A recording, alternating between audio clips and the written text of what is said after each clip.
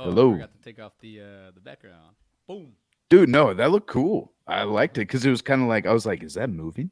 Is it is it a moving picture? Oh, that's nice. Motion picture. Well, Oh. good morning. We did it again. It's 8:05. I didn't even realize that we talked for an hour. we just the warm up goes so fast, and then I was doing Yeah. Well, and I had to set up my mic and you had to set up the intro. yeah Everybody, I hope you enjoyed that intro to this show we have that's called Side by Side with old Ben and CJ. And I'm Ben if you couldn't tell. and I'm CJ. Hi CJ. How are you? Hi, hi. I'm doing well. How you doing, Ben? Oh, I'm fantastic. Doing Once great again, this morning. with all this time we had, I didn't even do. There we go. Well, I'm good on sound check. Hi, do I sound good? Am I you coming in you're clear? coming in good, dude. Like I see you, and I'm like, all right, Good. let's get this. This is the best way to do it. Let's get really intimate, guys. See, now that I have this back, I can come in close and really get in your ears now. Tell you what I think. And you can feel them. I can feel you in my ears. And I'm Ben Garrett with NPR. You have a great day. You have a beautiful day. And we are gonna put I'm you down to sleep. I'm Terry Gross, and this is NPR. I think you have to differentiate. You can't just say NPR. You gotta go NPR. You know, you have to have a little cadence to it. You can't just Yeah, I didn't really listen to NPR. My aunt did, and when I would hang out with her, we'd listen to NPR. But I didn't really. whenever I was living in Austin and that bomb scare was going around, I was listening to NPR, buddy. They had local because I was delivering pizzas, and so I Oh, was that's just like, true. I was on red alert because I think somebody like I think it was FedEx or UPS or some delivery FedEx. person got yeah they got fucked up. Um, Oh yeah, I'm uh, talking about. No, I think they stopped the FedEx building, but I think it was UPS guy that got blown up or something. Like, not Yeah, blown up, yeah. but yeah. No, it was crazy. Like so I remember that. I was listening to NPR like updates all the time and then I just kind of got hooked. But Did you? I enjoyed it a whole lot. Uh but Excuse yeah, me. That no no. detox tea got went down the wrong pipe again. But I'll tell you this much. Salsa You verde. yeah. Oh, that salsa verde. Oh God, I'm messing myself up. But I mean, you were delivering pizzas. What if you delivered a pizza that was full of cheesy bombness? It just Mm. Yes, it would have blown me away. okay. So I don't know if we should be talking about it on this conversation on this topic, but I have a question, and maybe you can answer it for everyone. I've been noticing a lot of Domino drivers lately because Mhm. I guess pizzas a lot. And Yeah. are there a lot of female Domino drivers? Because Yeah. Yeah. I've only seen a few, and they kind of have a certain look. No, no, dude. There's well, it also depends on whereabouts that you're at too. Like up there, because I was in the Domain area, and yeah, they're probably at least 50-50. Oh, okay, that's Um, cool. That's yeah, cool. yeah, for sure. I just like the guys. Just I don't. The guys just look kind of. I don't want to pick on anybody their job or anything, but just like Well, I kind of mean, just. they all have the same uniform. Okay, so you have to know how to wear the uniform, Ben. You just you got to know how to wear the attire properly. You just Well, put you don't see, just you don't just by Domino's standards, they should all be looking the same. Tucked in shirts. Oh wait, actually, I think you can have it untucked now. laid back. Yeah. Well, it all kind of depends, man.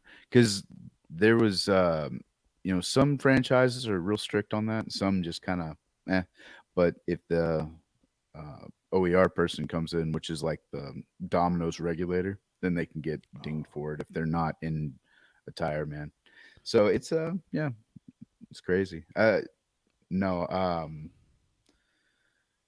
let's see here. Whenever uh, I was working in Stephenville, yeah, there was more male drivers than female drivers for sure. But in Austin, no, it about was 50-50. Well, that's yeah, cool. yeah. Do you have like a lot of part timers? Uh in Austin, yes, a lot of people that had other jobs too. You know, Yeah, they would go and work in the morning and then come and work at Domino's at night. Um, Stephenville, more full timers than not. yeah. Just because like once you got your employees to stay over the summer break, then you were like, okay, you need money, right? You want to go out and do stuff? Come on, Gotta come to work. work. Yeah. Yeah. So you had that allure too, but then you had, you know, people that wanted to go home for the summer could go home for the summer. Well, Um, like you just said that people with part time jobs would work there or they'd have other jobs, and I'm like Austin's like the perfect place for a Mexican. You can get a bunch of odd jobs. There's tons yeah, of odd jobs here, and the reason I can segue into our topic this evening is because Ed Wood is a movie we're doing today, Johnny Depp movies. yeah. Thank you for hanging in on there for those 5 minutes. We're doing our little warm up, but segueing into two Johnny Depp movies that we came across last week because we did Where the Buffalo Roam and Fear and Loathing in Las Vegas, and it brought us here to these two movies, Ed Wood and Black Mask. Which, by the way, I think I kept calling it Black Mask. I thought that's what it was called, or maybe I caught it last time. But these are two Johnny Depp portrayals that not only are they kind of like 20 years apart, or maybe what 21 years apart, Yeah, yeah. there are oh man, just the performances that he gives. We're doing Hmm. this is three consecutive Johnny Depp movies, so this is three times JD. I was about to call it something else, but Honestly, dude, you know what's so funny? You mentioned JD. I wanted to get this out there. Did you watch Scrubs, right? yeah, Dude, I feel like JD's character was a lot like Ed Wood. Even the Dr. Acula, like I remember that being a thing throughout the entire show. And then even like his mannerisms and how he like perks up and does like, "Hey, how's it going, guys?" You know, yeah, Zach JD would do Braff, that all. Yeah, he Jack would do Zach that Braff all. playing that. So what if he was Johnny Depp as Ed Wood? All right. And That that's is that was his inspiration because the Dr. Acula, I mean, that's pretty on the nose, bro. no, and he does do that a lot. I mean, I remember watching Scrubs. We were talking about Futurama right now, and like how I've just watched it endlessly. And Scrubs is one of those that just kind of I don't know what seasons they are. I just know that they come out. There's Farnsworth Paradox, that's one of my oh favorites. no for Futurama I know of everything. But Yeah. with Scrubs, sorry, let me clear that up. Scrubs, I'm Yeah. like I just plays in the background. I'm always like, oh, that's an episode. I don't know what season it is or like where they're at. I do know that when Brendan Fraser, he only has that one episode. He It's a really plays sad one. Yeah. yeah, man, and like out of that, I'm like, why do you bring him in and just give him one cameo kind of role? And Because then he was busy, dude. He was making mummy movies and everything like that. That was a solid cameo because Brendan Fraser was he was hot times right then, and he was yeah, I guess you're burning right. it up. You guess you could touch the shooting star for a little bit and just grab Yeah, a little bit because that was of. like what that was an early season too. So that was like 2001, 2002. When did Scrub start? I think 2001. 2001. All right, Yeah, so it check was this it was out. earlier. Ed Wood is 1994, rated R, 2 hours 7 minutes. An ambitious but troubled movie director, Edward D. Wood Jr. tries to bet his best to fulfill his dreams despite his lack of talent. Director Tim Burton, writers Rudolph Gray, book Nightmares of Ecstasy, Scott Alexander, and Larry Karaszewski. Stars Johnny Depp, Martin Landau, Sarah Jessica Parker. And today we watched that with Black Mass, 2015, rated R, 2 hours and 3 minutes. The true story of Whitey Bulger, the brother of state senator and the most infamous violent criminal in the history of South Boston, who became an FBI informant to take down a mafia family invading his turf. Director Scott Cooper, writers Mark Maluk, screenplay, Jez Butterworth, screenplay, and Dick Lear, based on the book by Johnny Depp, Benedict Cumberbatch. Well, that was another thing. Um, sorry, it says based off the book of Gerard O'Neill. I guess that's what we have here. But what do you call it? I forgot. I didn't even realize. I went straight to watching this movie. I did Black Mass. As soon Hmm. as I saw Benedict Cumberbatch, and I was like, yes, we have an actor. We're not just Johnny Depp. You're like, there's layers of actors in this movie. Yeah. But the Scrubs with JD and Ed Wood, that persona of that guy, like he's like, do you see him as like a happy go getter? Do you see Who, him Ed as a Wood? yeah?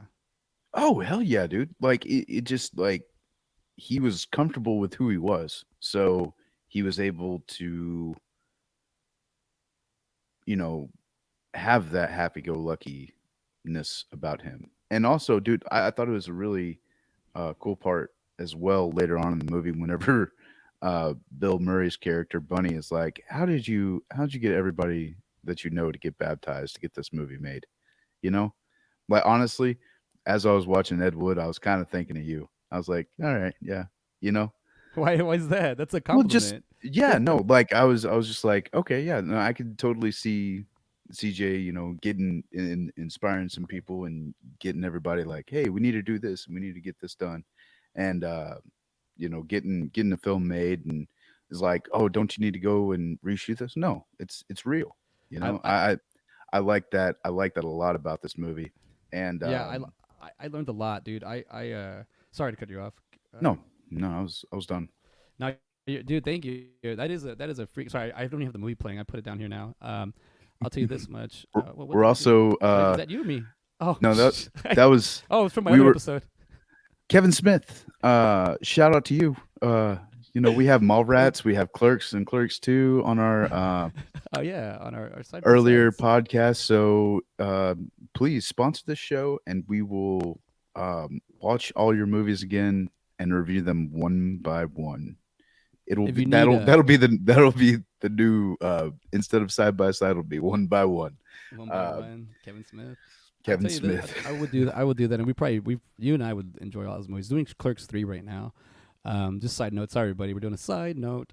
But I'd say that yeah, that was an accident. I pushed down on the the.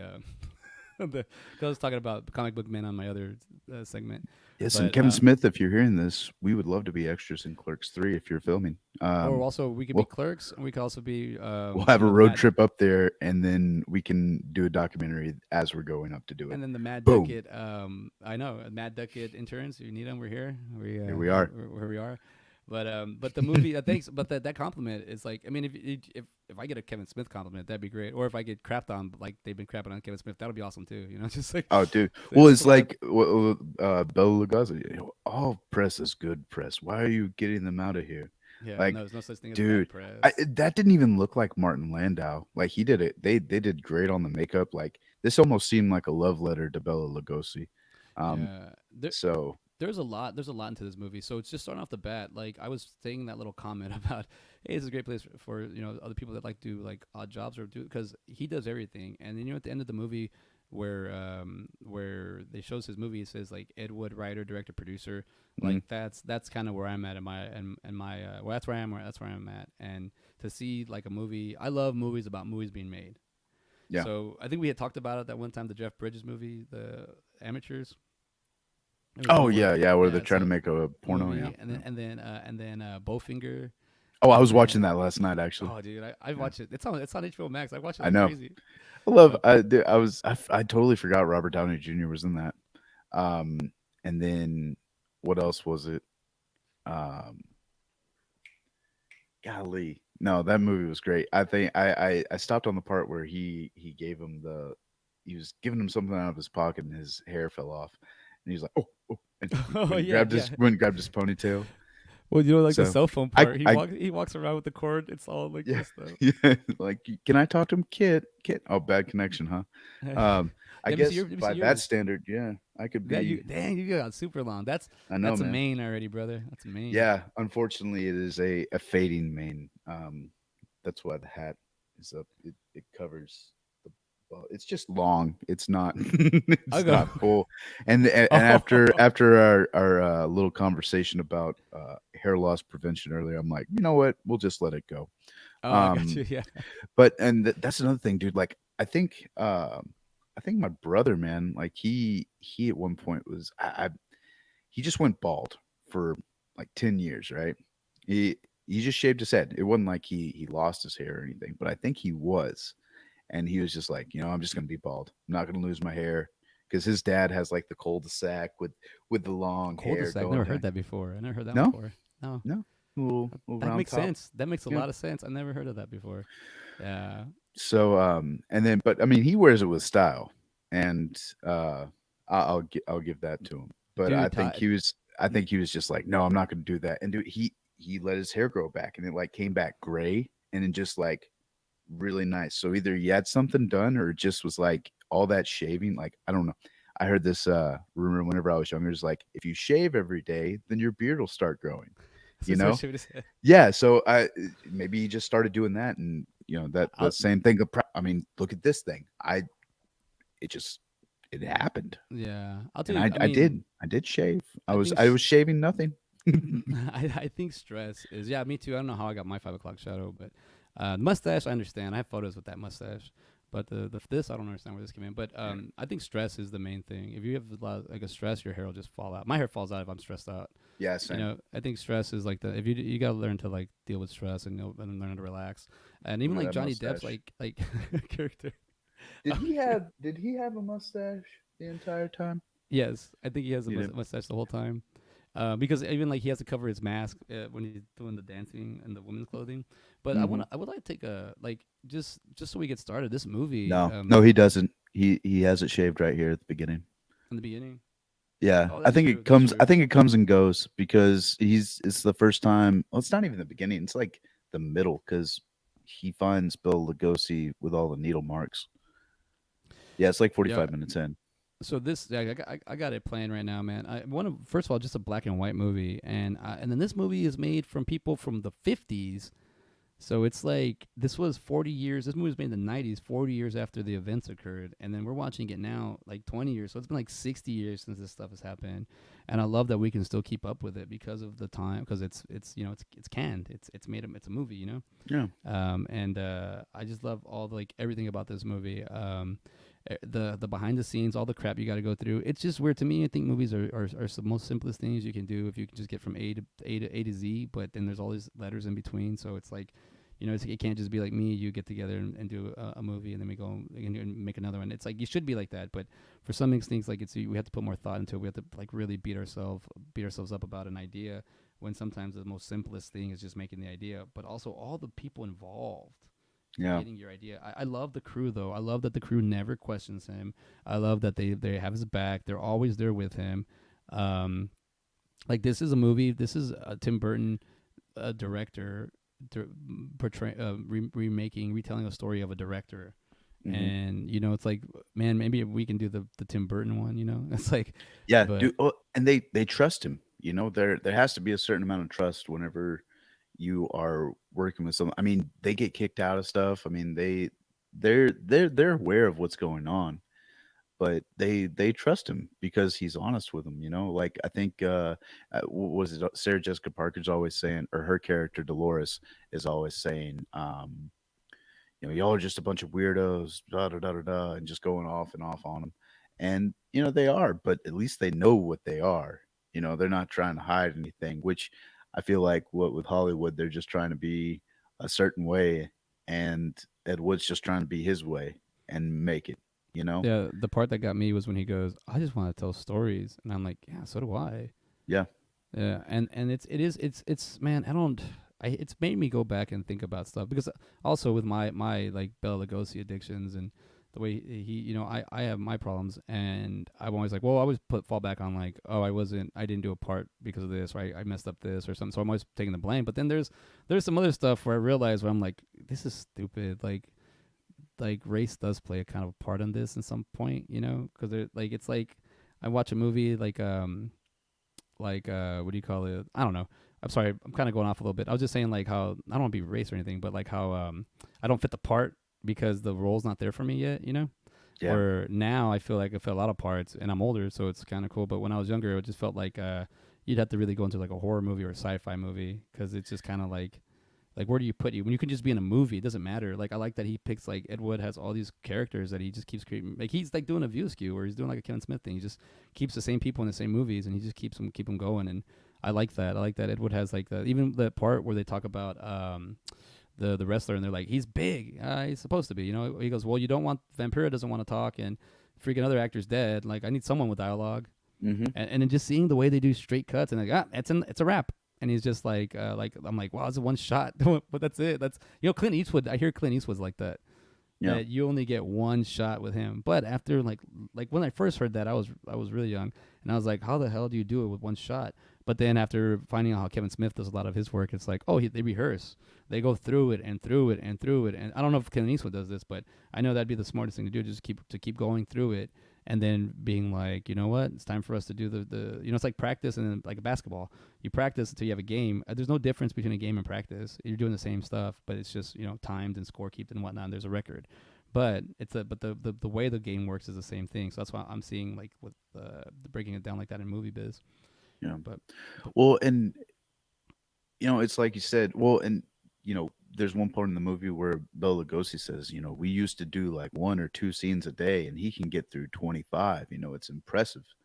But like you said, he's getting the shot. He likes that realism. He likes the it's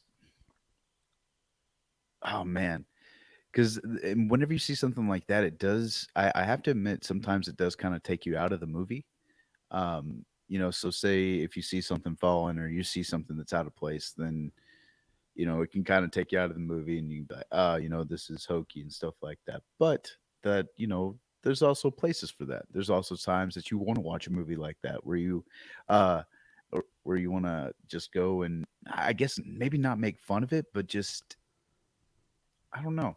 I don't know. There's definitely is a merit to it. I thought the whole scene where the audience is just tearing up the theater and they just run them out. I thought that was hilarious. I didn't know what the hell was going on. But even Bela Lugosi's like that was a premiere. like Yeah, I, he likes I it, you know. I really hope that was his reaction. um, uh, and like I don't know, man. I don't have a lot of information about these guys, and yeah, I didn't look it up all that much, but I would. That's the great thing about this movie is like I really hope that this is as close to real life as possible because I really want these guys to be like they are in the movie. You know, like that's how good of characters that they either made or displayed. You know, like I I loved it. hate Also, I wanted to sorry, I didn't mean to cut you off. Just go one for it. more thing. At the very beginning, whenever Sarah Jessica Parker says, do I really have a face like a horse?"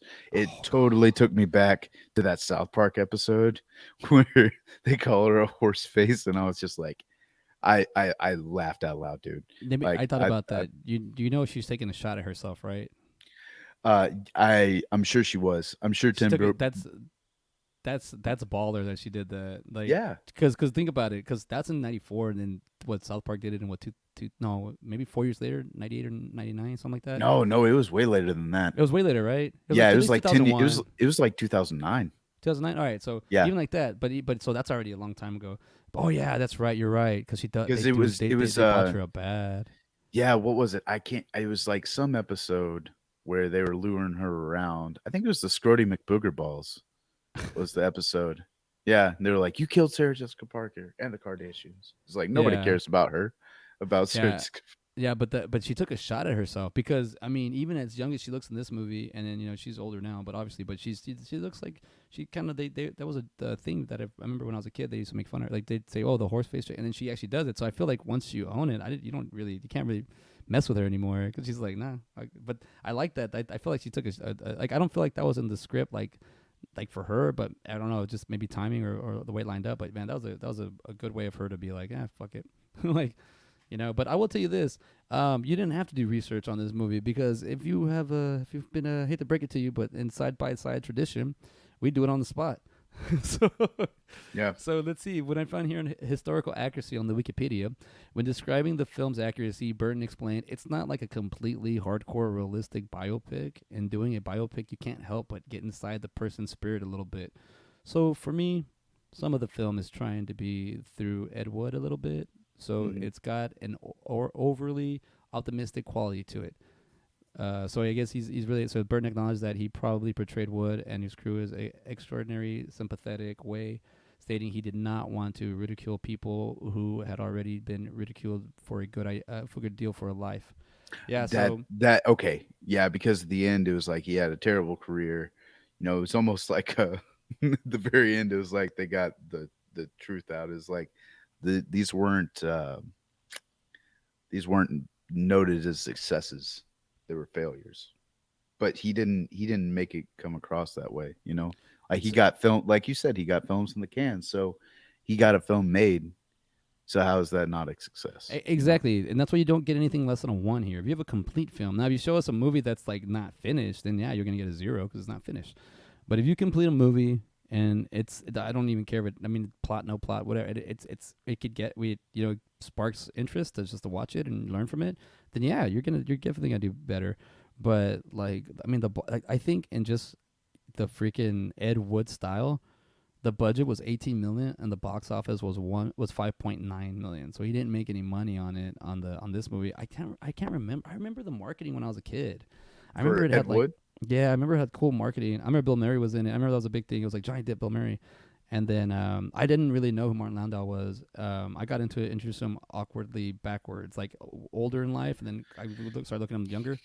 So because I was old, I was younger when I saw him, but I saw him from Ready to Rumble. Do you remember the David Arquette, Scott Conn? Yeah, yeah, Yeah, yeah. that I saw him in Pinocchio with that's true. JTT. That's true. But honestly, I don't remember him from. I don't. Yeah, I can. I now I remember, but like I don't remember him It from was that. Geppetto.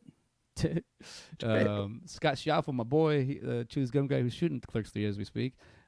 He does the he does some warm up videos and he made up a word. I don't know if he made up a word, but he said biachio, and I was like, dude, that's a good word. He goes, yeah. What do you think? It's Pichetto. It's a what's it called? Geppetto's brother. I was like, I guess sounds pretty cool. Biachio. Well, because they say it's was Italians. Would it be Pinocchio? It's not Pinocchio. I don't know. Mm. It's Pinocchio. This When this what is this is America. All right, Paul Pinocchio.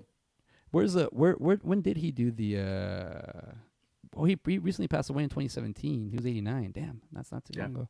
no. So when did he do the Pinocchio one? What year was That was that? like 98, 92, 97. No, 98. no, Let's no. see. I was older. Yeah, it was probably like 97, 98. Oh, I forgot he's in Baps. God, he's all over the place when he gets older. He's let's see. He was where is Pinocchio? I don't see it here. Yeah, he was in Rounders, The X Files. That this is just in the 90s. Martin Landau had like a bunch of great little roles. A renaissance.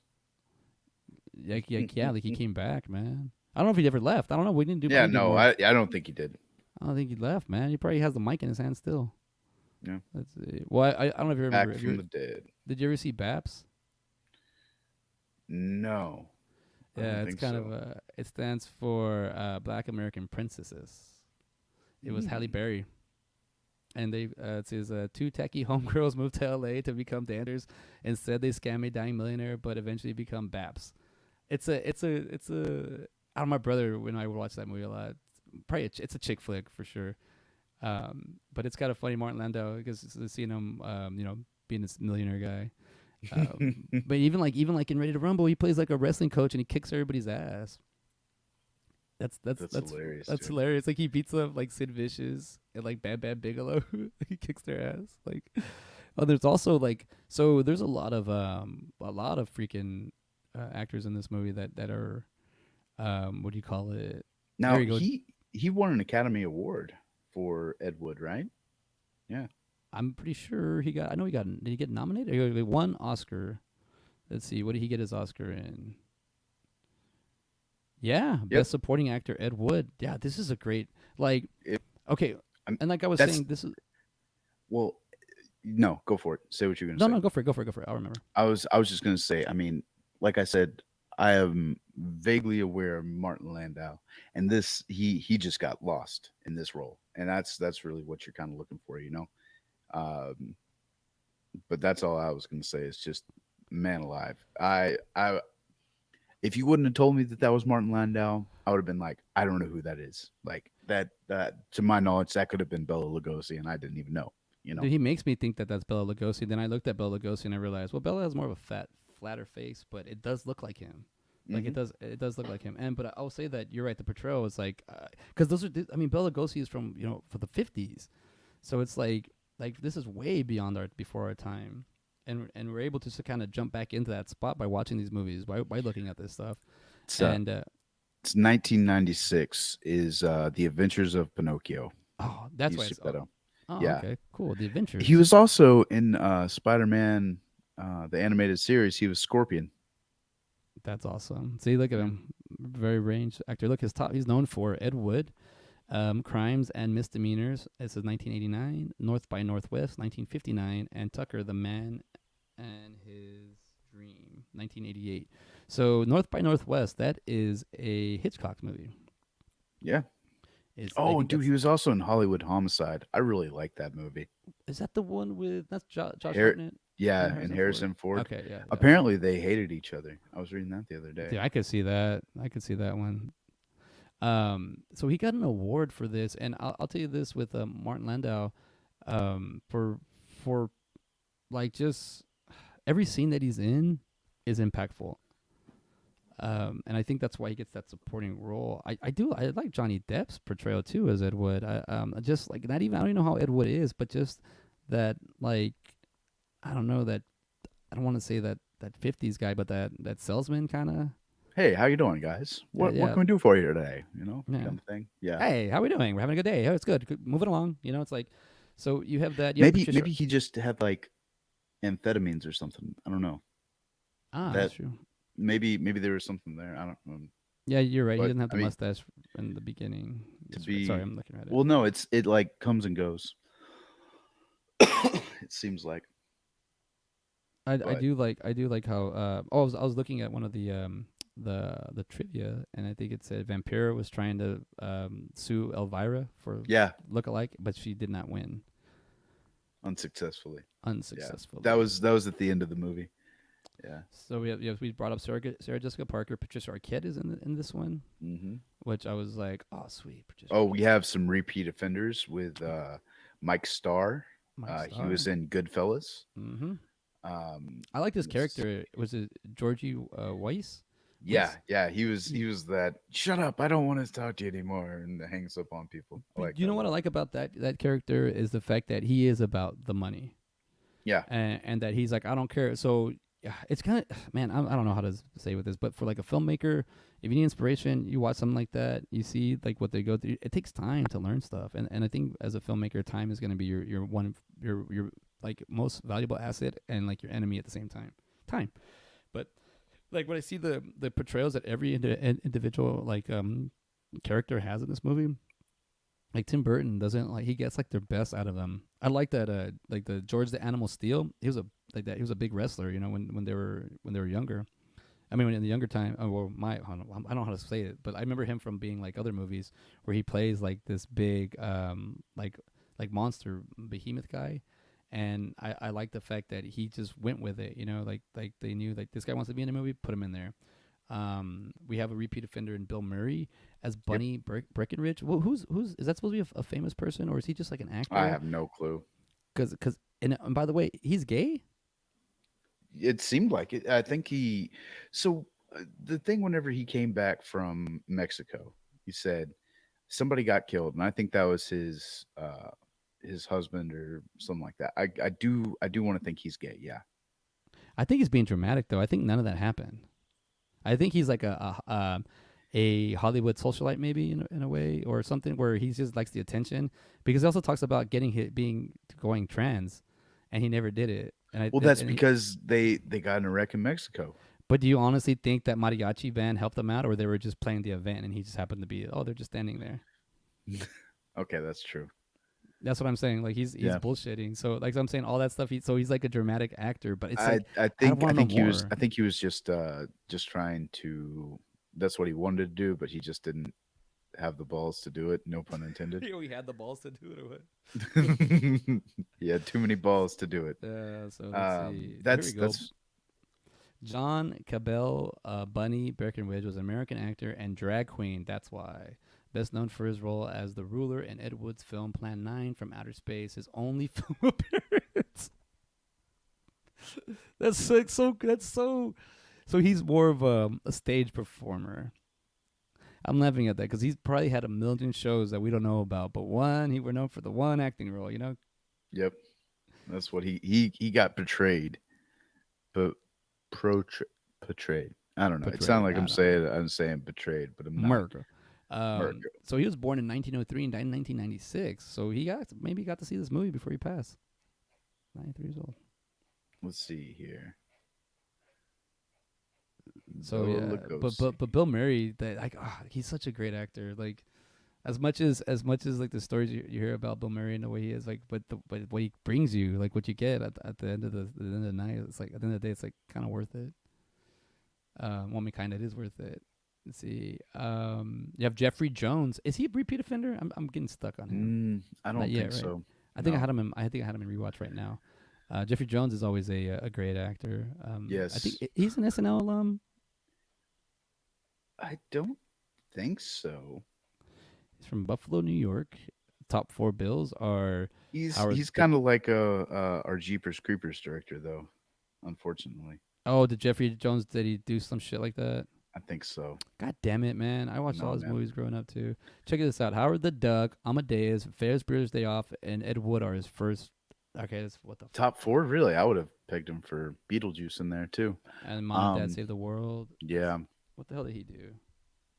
Just because we talk about it because it's not like we want to like I just want to know like what the hell's going on with these this mental health shit that are people not taking care of themselves. Did he get what happened to Jeffrey Jones? Ferris Bueller actor Jones has been sentenced to 250 hours of community service for failing to update his data on the sex offender. Oh, he's a sex offender. Yeah. Damn. Jones, 64, who played Dean Ed Rooney in the 1986 film, was given 3 years probation for pleading guilty to charge in Los Angeles. I don't know the stories. Don't need to dig much more deeper into it. Man's in trouble. Mhm. Sorry, Mm-mm. Jeffrey Jones.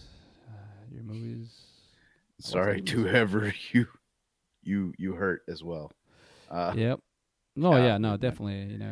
No, I'm saying to him, like, I you, know, I yeah. don't know what he didn't like. There's things you can do to, help yourself out without having to get another person involved.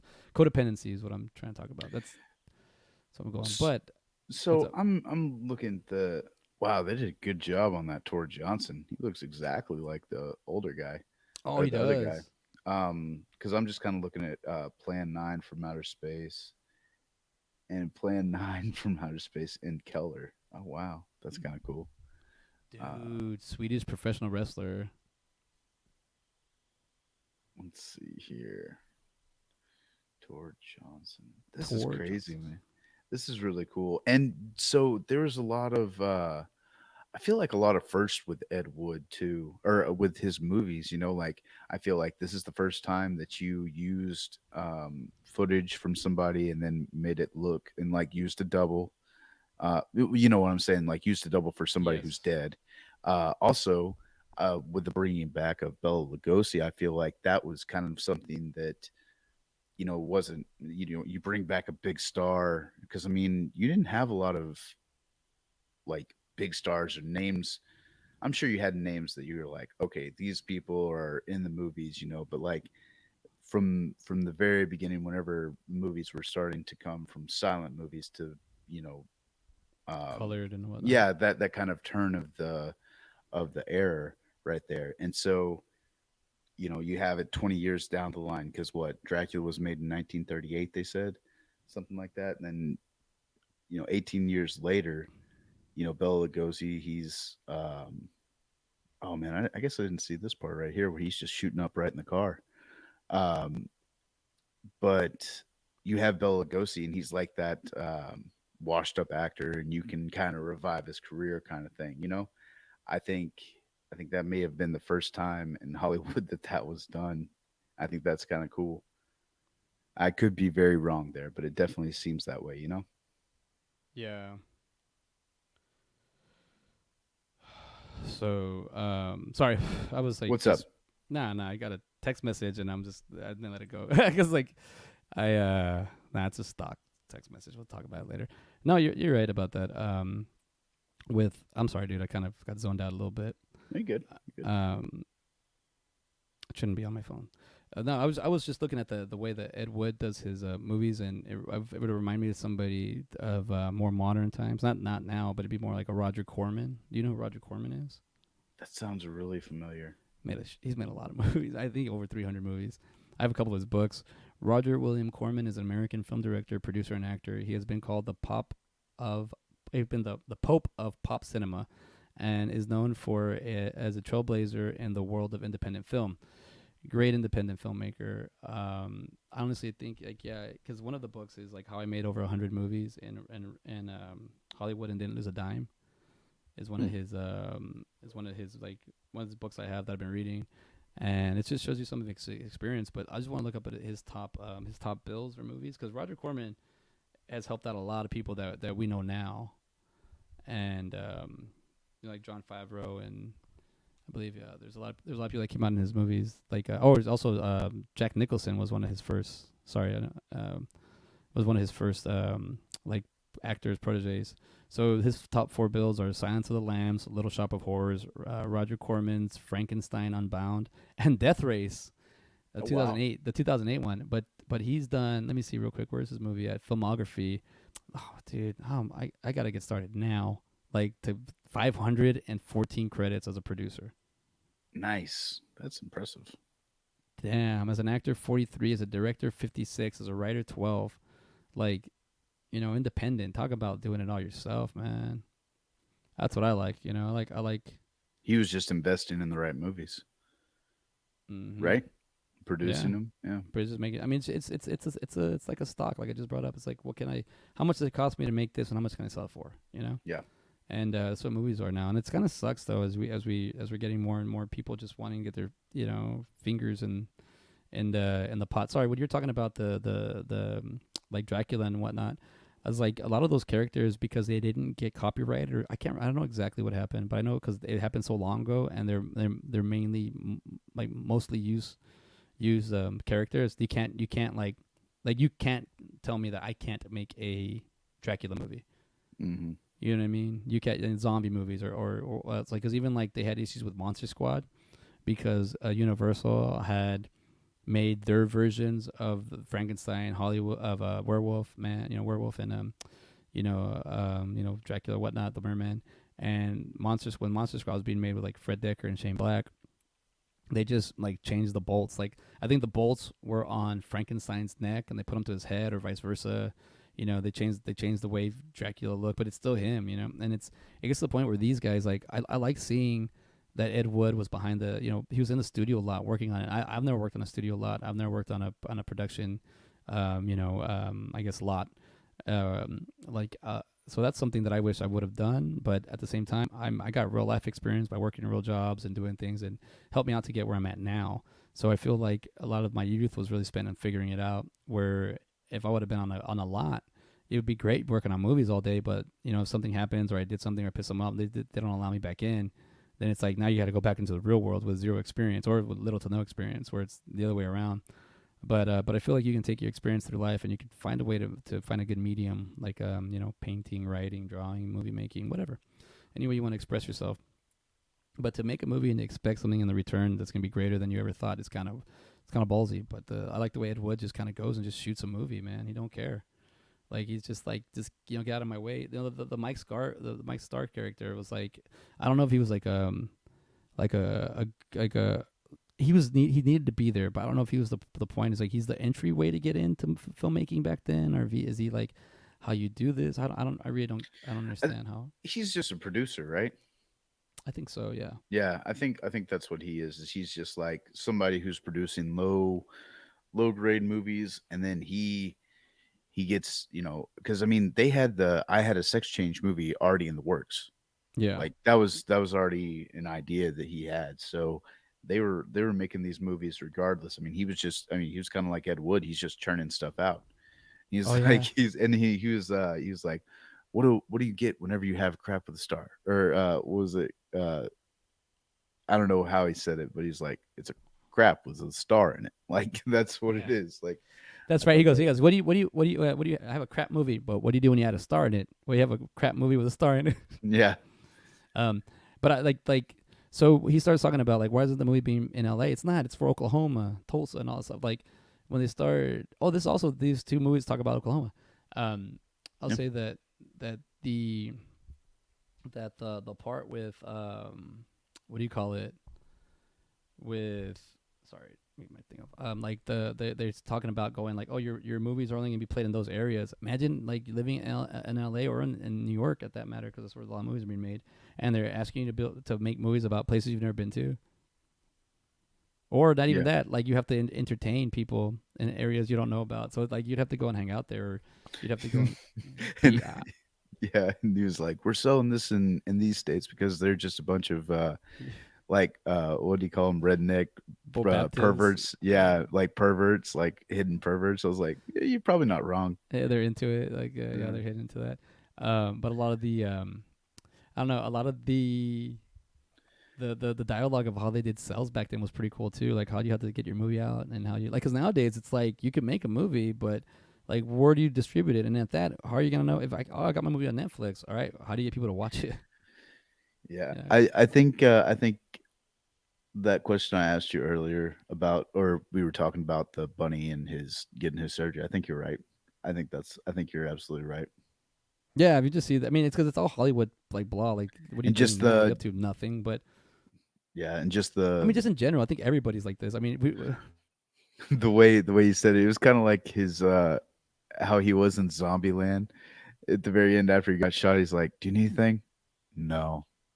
Like that's kind of the thing that Bill Murray has yeah, right now. yeah. But And too many. but you know It's like what's it's something crazy, like man? What's that? oh, dude, you blacked out or something. I don't know. I think you were Yeah. talking and it went. Okay, sorry. What were you Yeah, saying? I heard it go on your end too. Uh I don't know what happened, but it's kind of funny, man. Like Sarah Jessica Parker, I'm at that part where she's about to lose it. And you know, Johnny Depp's just dancing around. They put dollar bills in his in his leggings and stuff like that. And I don't know, man. I wouldn't say that that would be kind of. It would definitely be strange if you weren't friends with him, or you didn't know, or you just didn't have that charisma about him. But he does, and it doesn't come off as odd or strange or anything like that until she breaks it open. It's like nobody cares. These movies are terrible. Like it's just like it's a fun time happening, and all these people are having a good time. But it's They're also just. like 1946, so I it's know, like dude. really Well, and taboo, man. It's like, but it's yeah, also but you see a dude on like an Indian dude sitting down playing piano. You have mhm. another like you have all these different ethnicities walking around talking. That's like really nice to see. But to her, she just sees like the freak part of it. I guess is what I'm Yeah. assuming. That's where she's like, I'm normal. Why can't y'all be normal? It's like, well, Hmm. we're not normal, or this is Well, our and normal. and I think even whenever he meets Kathy and everything like that, and she says, you're lucky that he's coming to you. He's the most inclusive person in Hollywood right now, and that would probably be another thing that he was. Like he was probably bringing in everybody. He didn't care as long as you had some kind of chops. That's he had his own things to deal with, so he couldn't be bothered with yours. You know, he had his own. He Well, had I his see it. own thing. I don't think I don't. You never really see him stressed out about things. You see him progressing forward. So I don't think he Yeah. even cared. Like he's just going his character, the way he's portrayed, that Ed Wood, he just goes forth. Like it's today's Monday, tomorrow's Tuesday, then Wednesday, Yeah. then Thursday, then Friday. It's not like, hey, remember what happened 2 weeks? I don't care what happened 2 weeks. Let's keep going. And the only Like time you see him really get stressed out is whenever he is directing with the Baptist, coming oh down his throat. yeah, and Oh, go and for it. even like that, like he's taking like he's seen opportunity where it's at, and he's making this Christian movie, or he's convinced these Christians that or Baptists, whatever, that he is going to make a movie for them. But then like he has to get that courage, that encouragement, and also just like walking into Orson Welles and Vincent D'Onofrio's like freaking portrayal. Do Is you that think his that was his voice? voice, dude? I I had don't no. I know. I don't know, man. Sure, maybe it's on the trivia, dude. Because that was, if it is, I'll look it Vincent up. I'll look it D'Onofrio up. is like way underappreciated. Because like, let's see, how would you even do Orson Welles? Dude, maybe he had to because, I mean, they have Try well, it. like Try it. Pinky and the Brain, man. They have an Orson Welles. I mean, Brain is Orson Welles. So it's not like it can't be replicated, but Okay. whoever So did, I already got the answer for you, but can you try doing Orson Welles? we're gonna do what we do every night, Pinky. No, I can't do it. I just I Oh, can't, you're trying. not Oh, right now. yeah, I yeah. would I I know would what you're have saying. to I would have to sit there and practice. I can't do it just offhand. It's hard, man. It's it's talking. It's There's talking some inside, and you're. I don't. that It's a sounds weird. It's weird. I don't know how to do it. I don't know. yeah. It's like how do you get started? Like what I'm trying to say is I can't. I can't. What do you call it? I can't pinpoint how to start the because it's like its own unique and nasally, and it's kind of like Igor, but it's not a. It's kind of weird. But check this out. Look what I just found out. Unhappy with Vincent D'Onofrio, Tim Burton had his voice dubbed by Maurice Lamar Marche La Mm, Marche.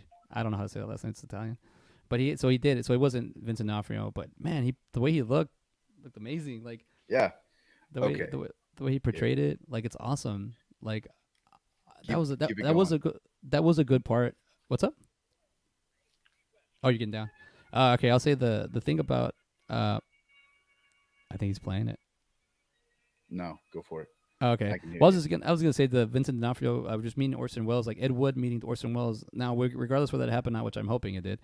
Um, But it like seemed like a very Hollywood-esque thing. Like you go yeah, to a you bar know. and you see your idol there. I mean, he is in Hollywood, so it is Well, very that's the thing. plausible. One time I got invited to a sports club when I was in LA for a freaking tapas job or some job like some random like food counter service job. But I had to go meet the owner or something at this place, and I had to go to the restroom. And I was walking around. I was like, there ain't nobody in here. I guess this is one of those clubs that nobody like people come in here to get bothered.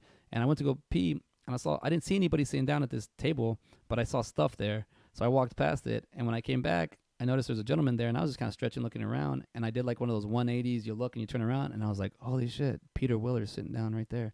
Mr. RoboCop is sitting down. And I was like, "Holy crap!" He's literally right there. I just saw Peter Willer, and then the guy that was, I brought that up. I brought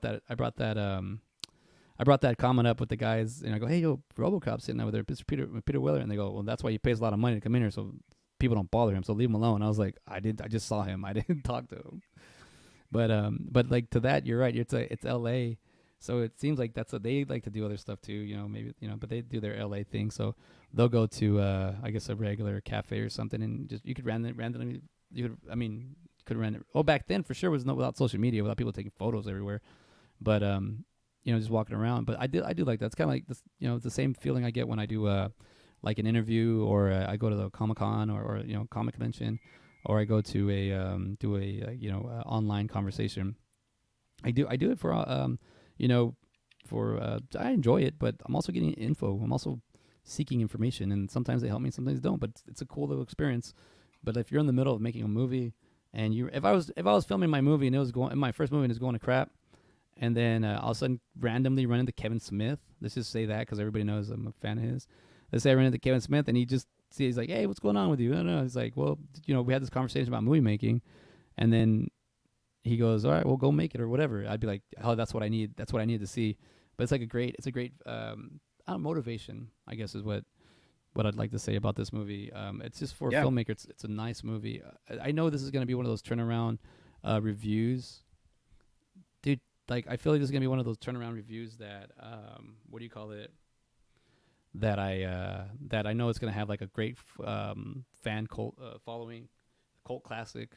When we start looking into that, look at this. Oh, I You don't like? doubt it, man, because he's directing about a director, Yeah. and So I feel like that he's probably mimicking some of the things that happened to him. Trying to get his stuff going because of what he had Frankenweenie and all that stuff back in the day. Before the cartoon, it was the actual live action film, yeah. and he was just it was black and white, so it kind of had like what's crazy, man, is this came out in '94, so it's coming out what a year before Clerks, you know. Oh, yeah. Around the same Um, time. yeah, and not to say like we know that Clerks, that was black and white because of the lighting and everything like that. But dude, this movie is cool too because especially in that scene at the very close to the end where Bela Lugosi's thinking about killing himself. God, The lighting in there is just perfect, man. Like I and the black and white makes in it black and makes it white. even that much better. Um, and another thing too is like you feel like you're in the 50s. You feel like this is a movie that's made. It doesn't feel like it's a 90s movie. This could have been made in the 60s, and I would have totally believed it. But you tell me Oh, this that's a good movie's, point. you Yeah. know, you tell me this movie's made in 19. I mean, even it even has the cracks and stuff. Like little cracks in the film and things like that. It looks like an actual film. I mean, hell, I'm looking at it right now, and it's the part where Martin Landau and Johnny Depp are talking where he's in the hospital, and you see little white specks, coming in, and that stuff. they had already gotten rid of all that stuff. You don't need that in your film. Those are little aesthetics that makes it feel like it's older. It makes it feel like it's Yeah. it's meant to be back in the day. This is it. Hell, dude, it's great. Um, Let me see here. I was Well, listening a little bit to Orson Welles. Like, this is the war of the worlds. No, I can't. I can't. yeah, it's Today, hard. Dude. you almost have to have like that 1950s newscasters mixed with a low droning voice, like today in the news. And then but you have to It's slow it slow. down. It's gotta be You have to real real slow. slow. It's, Today, the it's war gotta of the be worlds. It's Orson very yeah. Welles. It's the I'll practice and slow get back to you. talking, and but it's also high It's pitched. It's weird. It's like it's got a high nasally part of it, and it's got a low part at the same time. So if I was to look at this like audio track, it'd be like the highs would be touching and the lows would be peaks. Scott's like, that's right. just so silly. Wait, why'd I bring that up? It's it's crazy how his voice is and just how iconic it is. It's crazy, It man. it is like I haven't heard it in a long time, and as soon as you hear it, you're like, oh yeah, Orson Yeah. Welles. Oh, and that's another thing too. Is like I think probably the first time I heard Orson Welles, I was like, "Oh, is that the brain?" Like Oh, what's that's true. That's like true. But I um mean, that was director Tim Burton's favorite of his films. But check this out. This is the first film by Tim Burton not to feature Danny Elfman's music score. You couldn't use interesting. Danny Elfman in this, could you? Why? He's always because his is all more like upbeat. Dun, dun, dun, dun, dun, dun, dun, Oh, dun, that's see? true. And this is like eerie kind of. That's Yeah, I mean, another thing he too. could probably do it. I don't know. Is like this would be a perfect movie to watch around Halloween and everything just because it's not scary, but it just has like that It does. odd feel to it. It even Well, the has Halloween in here. He's like, "This is my favorite holiday." The kids, he's like, blah. He's like, "I love kids." He just scares them all away. I thought that was and hilarious. that's a great scene because then that's when that's the scene where I do like where it shows Ed Wood back up Bela Lugosi and Bela Lugosi kind of gives him where he's like, my teeth, and he pulls out his teeth. Well, that don't scare you. How about this? He's like, I lost him in the war. Like you don't even like you I can't even fathom that Ed Wood was in the war. Like he lost his teeth. So what did he do to lose his teeth in the war? Did he fall out of a helicopter? Dude, Did that's he another thing. Is like, how is this guy so chipper? That's why I think there has to be some kind of he and the way he doesn't judge Bela Lugosi for having a morphine addiction. I feel like he has to have something. No, Uh, dude. That no. Let me tell you about that Especially because going through war. I'm gonna cut you in real quick on that. Go for He it. doesn't judge him because he looks up to him and he respects him. Now you can't really we don't know how Bela Lugosi got his drug addiction. He said he's had it for 20 years in the movie, Yeah, but to say that he doesn't judge him, one, you're not supposed to do that, but two, what do you call it? He sees that I saw this idol and he still's got a lot of life in him, and people keep calling it. That's the main thing. Everyone's he's dead. He's dead. No, he's alive. I just yeah. had a conversation with him, and it shows you the brutal reality of how like how life is. Like you do have to take care of yourself, but also if like he's like as soon as the government took his money away from me, he's like I don't know where to live. He was at the end of his life, like at the very Dude, end of his life. This is the way he ended it. You know, that scene where he's in the hospital and just screaming, man, like that's oof, the oof. detox, the old school detox. Yeah, Well, it's I was, not. and It's I was light. thinking too. Like as soon as he checked him into rehab, I was like, oh man, that old dude with a morphine addiction, that's gonna be terrible. Like you already have pains and aches being that age, and then you just add on to it with an addiction and detox, and like, Well, oh he started when he was younger, right? So he just kept it going, and yeah, then but he has to be like 70 in this. So if it's been 20 years, I mean 50. yeah, but you're not old at 50. No, So what I'm saying is like that's when he started his morphine addiction. oh yeah. So I'm not saying he could have been addicted to other things without no, back then he has a weight I problem. think, yeah, but I feel like the addiction came after the success because he was getting high off of the success too. Like when all the people were coming in and snapping photos and everything like that. Like he was getting that was how he got his high, and then he had to get the morphine. Yeah, that's I don't know about that, man. You're kind of drawing the No, line right there because you're kind of jumping too far. I'm not gonna put a drug addiction to a fan addiction the same. Just saying because I am an addict. I do know what goes on yeah, in the brain. What I'm saying is, but like him going through that, like even the first notice of the makeup artist, like just seeing putting a blind eye to that.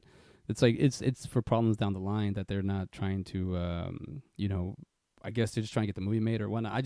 It's weird. Like when you're on a movie set, that's like a personal thing, and then like it's you're not a family. You're not really working together in this time, this space. But like, does anybody really cross the line and tell him, like, hey, you need to go to rehab, or is it that the fact that because I think because he's the first celebrity that got into rehab, and that gave him Hmm. attention, Yeah. So there was no one before him, so he had to be the example. Yeah. And at some point, I guess there's any attention. Yeah, he's 70. Any attention that he's gonna get, he's gonna want. But I see it as maybe Ed Wood was trying to just protect him from himself, or but they don't really go too far into that. No. And I But like yeah, the whole scene too where he's bringing him out of the clinic, and he's like, "Hey, they said everything's good." Like he's just trying to make it the best possible. He's not trying to bring him down or anything. He knows that he's not feeling great, so he just tries to bring him up the best he can. I think that was very sweet. Like I said, I hope that part happened in real life too, but I feel like that's just movies. Um, but there's he's the like, "Oh, they said everything's great. You can leave now." Like, mm, well also too like when Tim Burton approached Johnny Depp to star in the film, Depp agreed within 10 minutes. So like imagine Ed Wood approaching. Well, it's like the same thing. Tim Burton approaching, Bela Lugosi is Ed Wood approaching Bela Lugosi. Tim Burton approaching Johnny Depp, but it's also crazy because at the '90s, Johnny Depp is on his high, so he's like surging through a career. Where on the Bela Lugosi end, it's on the way down. yeah. So it's like you see it as Ed Wood is it's weird because it's also like the very first time that an actor I guess bringing back Bela Lugosi or I don't know. Yeah, like a comeback. That's what I was saying earlier. Is like this is the first time, at least possibly the first time that you have like a comeback story. Yeah, I'm here at the premiere where they're tearing everything up. He's like, that's a premiere. Love it. Well, also I was like, did he run with them? Because he was with Vampira, and then he's in the car. I was like, okay, he's safe. Like I was like, did they leave him outside when they all just ran? Yeah. Because I didn't see him run, but I saw him in the car, so I was like, all right, he's safe. So check this out. We also have here the film cost more to produce than all of Ed D. Wood Jr.'s films put together. So this movie was he a bad filmmaker? I mean, if people, I don't know. It's like I feel like there's Who? a time, Ed Wood? yeah, because it's It like, does I mean, at this point, does it matter? well, no, He no. was What a I'm saying is, filmmaker.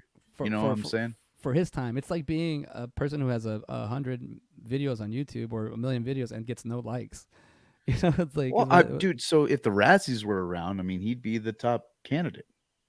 You but is know? that something you want? A Razzie?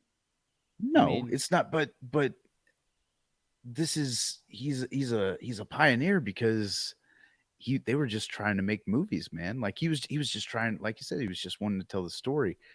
But I guess re-ask your question. I think I might have got lost in just what I was thinking about. Go for it. What were you asking again?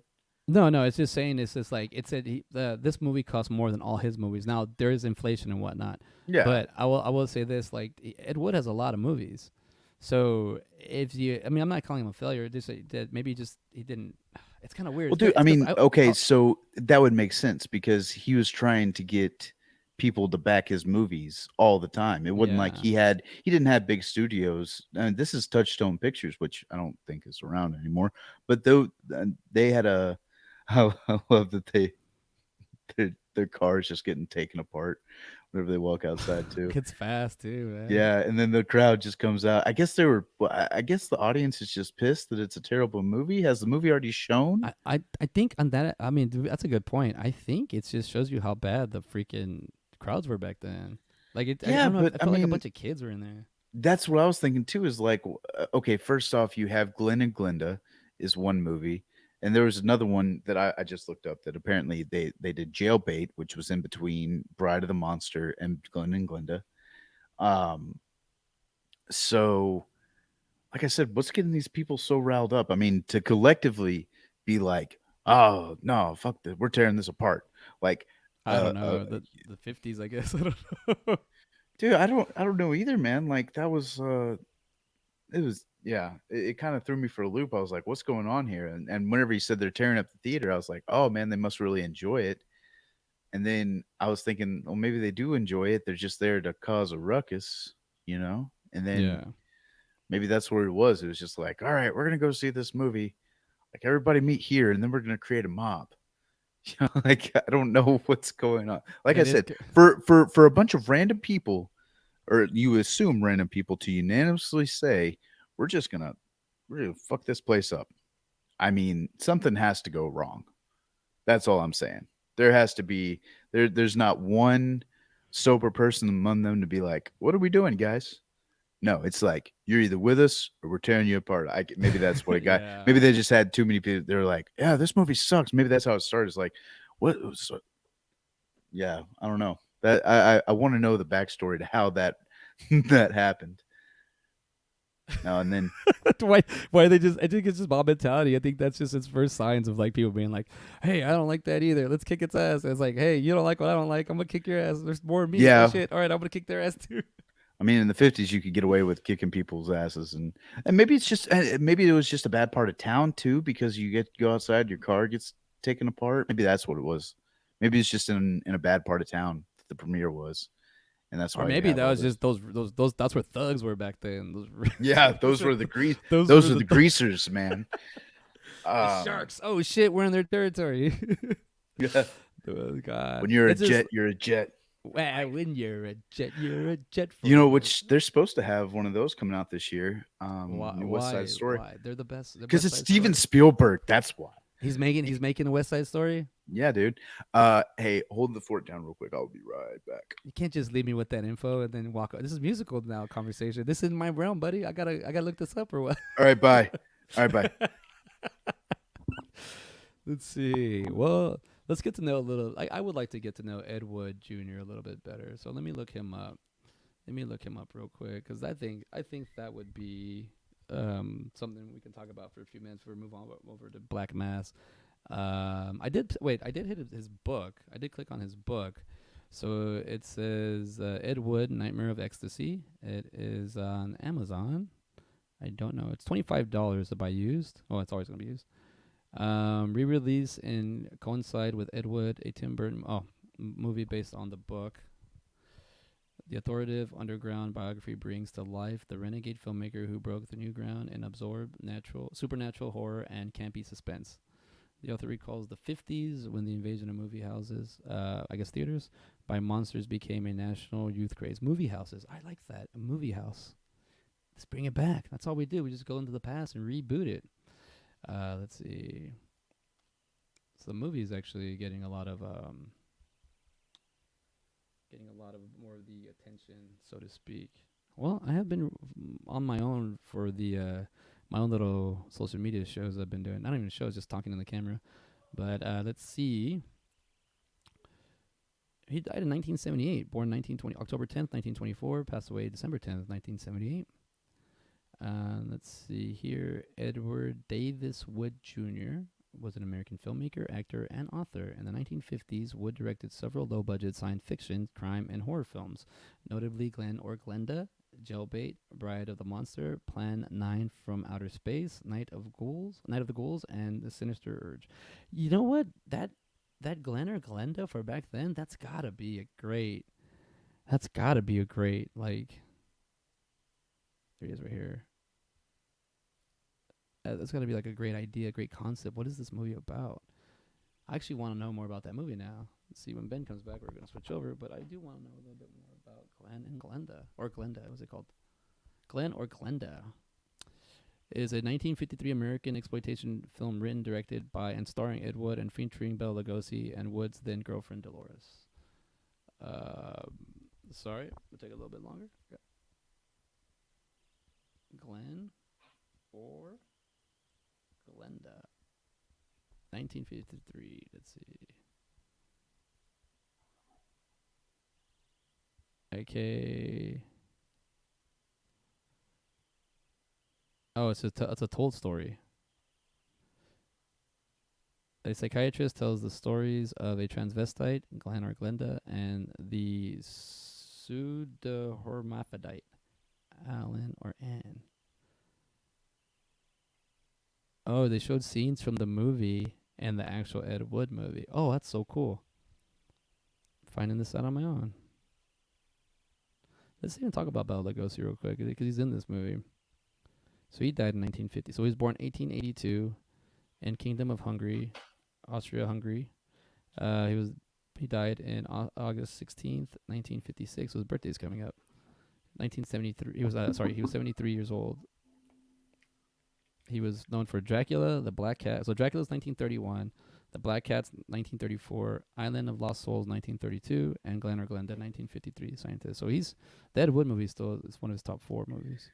Really? That's crazy. Yeah, that's cool. Yeah, so I was just kind of going down the rabbit hole of Bela Lugosi, but I got here through um, Glen or Glenda because he's a scientist in there.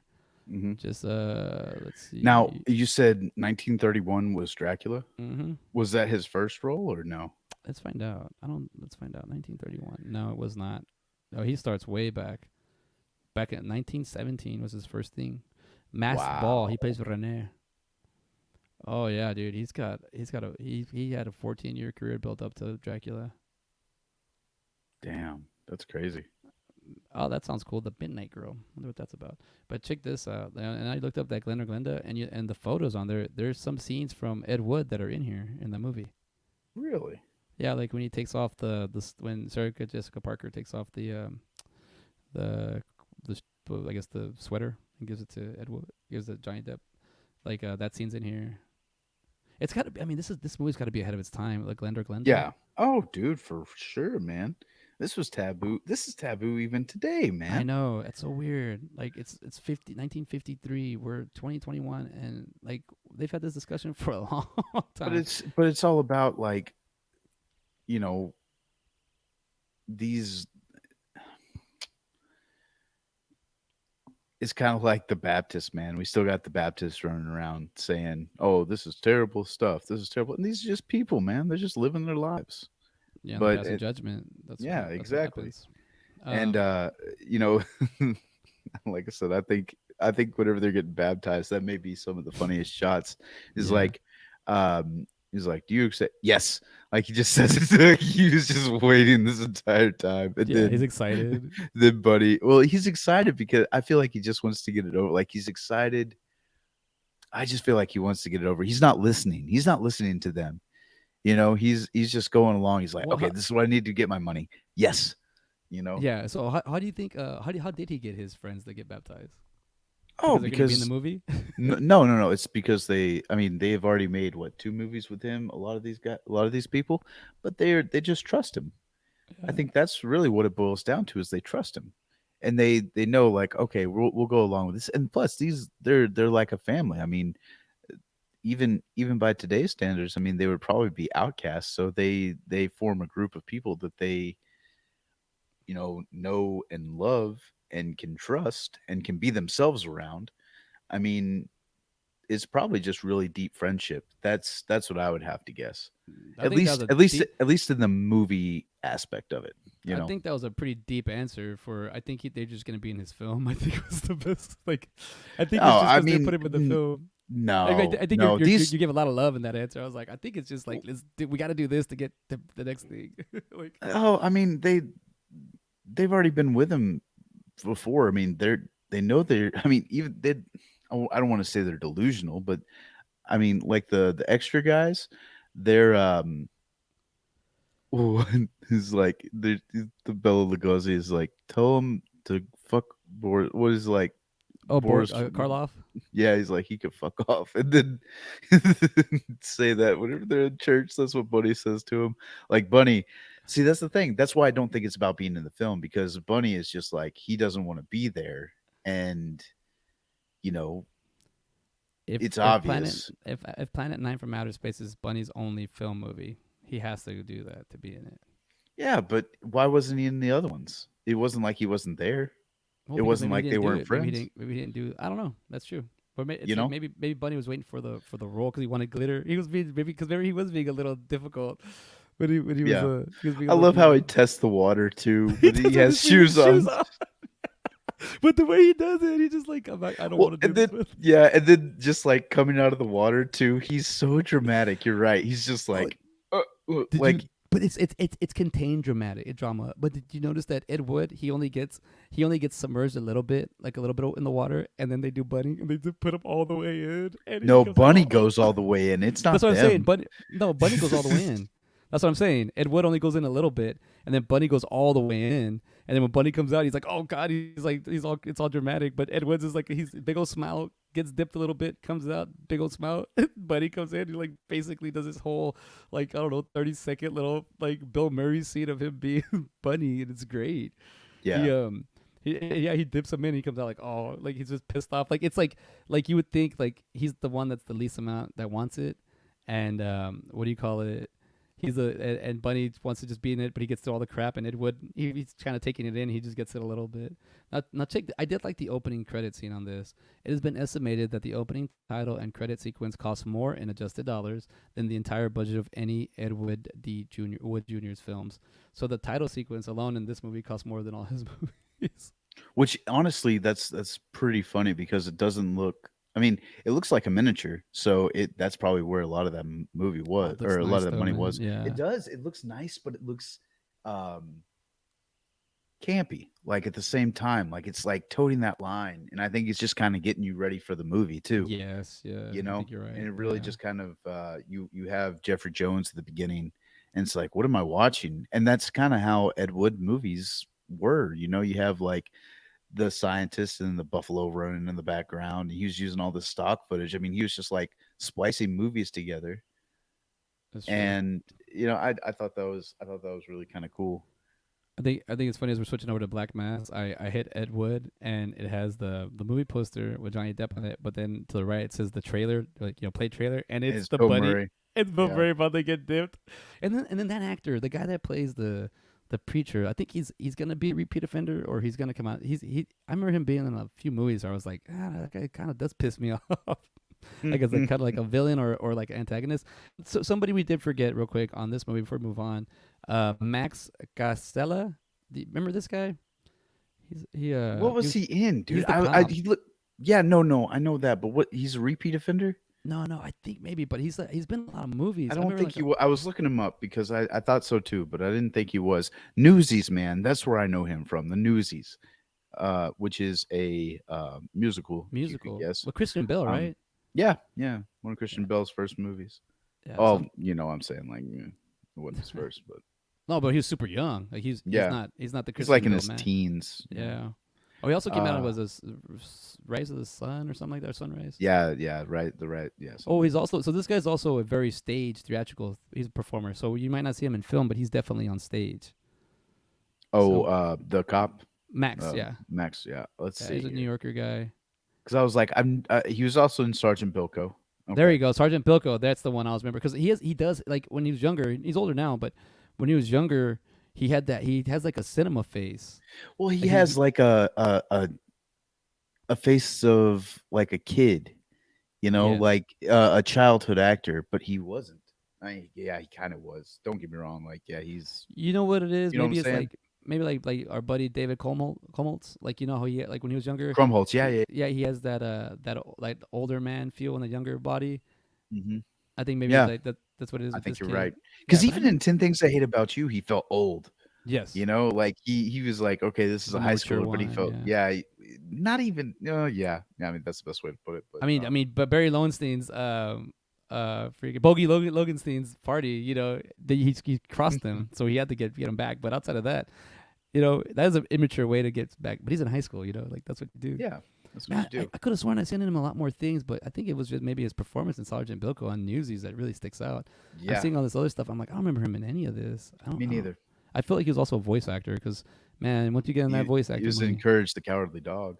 see, and he's got these pictures with John Turturro. So maybe he's related, or maybe they work together. I think I just saw him on stage with Charlie Sheen. No, it's not And Charlie he Sheen. was in Inside Llewyn Davis. So that was a movie with Oscar Isaacs. That was supposed to be like a um, folky kind of film. Yeah.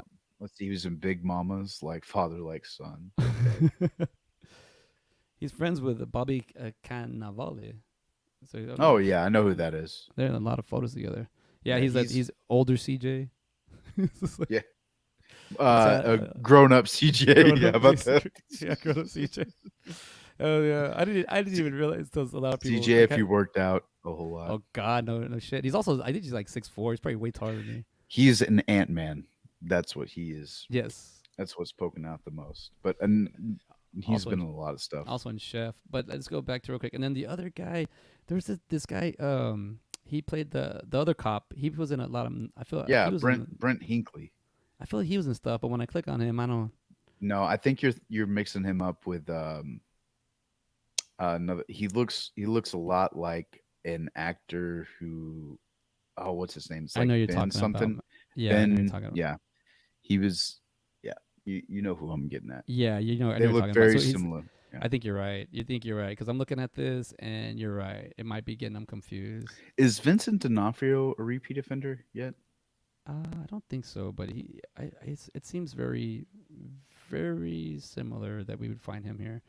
Um, let's see. He's Men in Black, The Cell, Full Metal Jacket, Ed Wood. Ed Wood is a very cult love movie that a lot of people stopped for so far. No, I don't see him in anything. Or at least Um, remembered by, which is funny, dude, because that's in his top four, but he only is in it for yeah, that one scene. yeah, and he was even billed, and I was like, at the very beginning, it said Vincent D'Onofrio. I was like, oh, cool, and then I didn't see him. I forgot about him honestly until the Orson Welles scene. You know? So one last thing, Loretta King, the $300 chick, Yeah, that's Landau's daughter. that's his daughter. Yeah, Dude, that's so cool, man. That's awesome. Like that's you doesn't gotta look get. like she got his smile. She's got that resting face. And then this guy Ned Bellamy, the doctor. Before we move on, I remember him in a few things. So he's in Twilight, Ed Wood, Mystery Man, and Saw. Known Who was for he in Mystery Men? Was he the Funk. So he's probably one of the guys auditioned. You oh know, one of the ones like Dane Cook. He's the yeah, waffler, the yeah. wafflenator, or whatever. I do remember that. Yeah. And then we have this before we leave. We have J.D. Spalding. It's supposed to be he's in this movie, but I don't know who he is. He was Reverend Lennon. That's who. That's the guy. Never mind. It's a younger photo of him. JD is the guy where I'm like, yeah, that guy's kind of plays a villain that I don't like, but he doesn't really play like a hardcore villain. But we're moving on from Ed Wood, and that is a biography comedy drama. I'm gonna move on to Black Mass, which is a biography crime drama. Hmm. Two completely different worlds.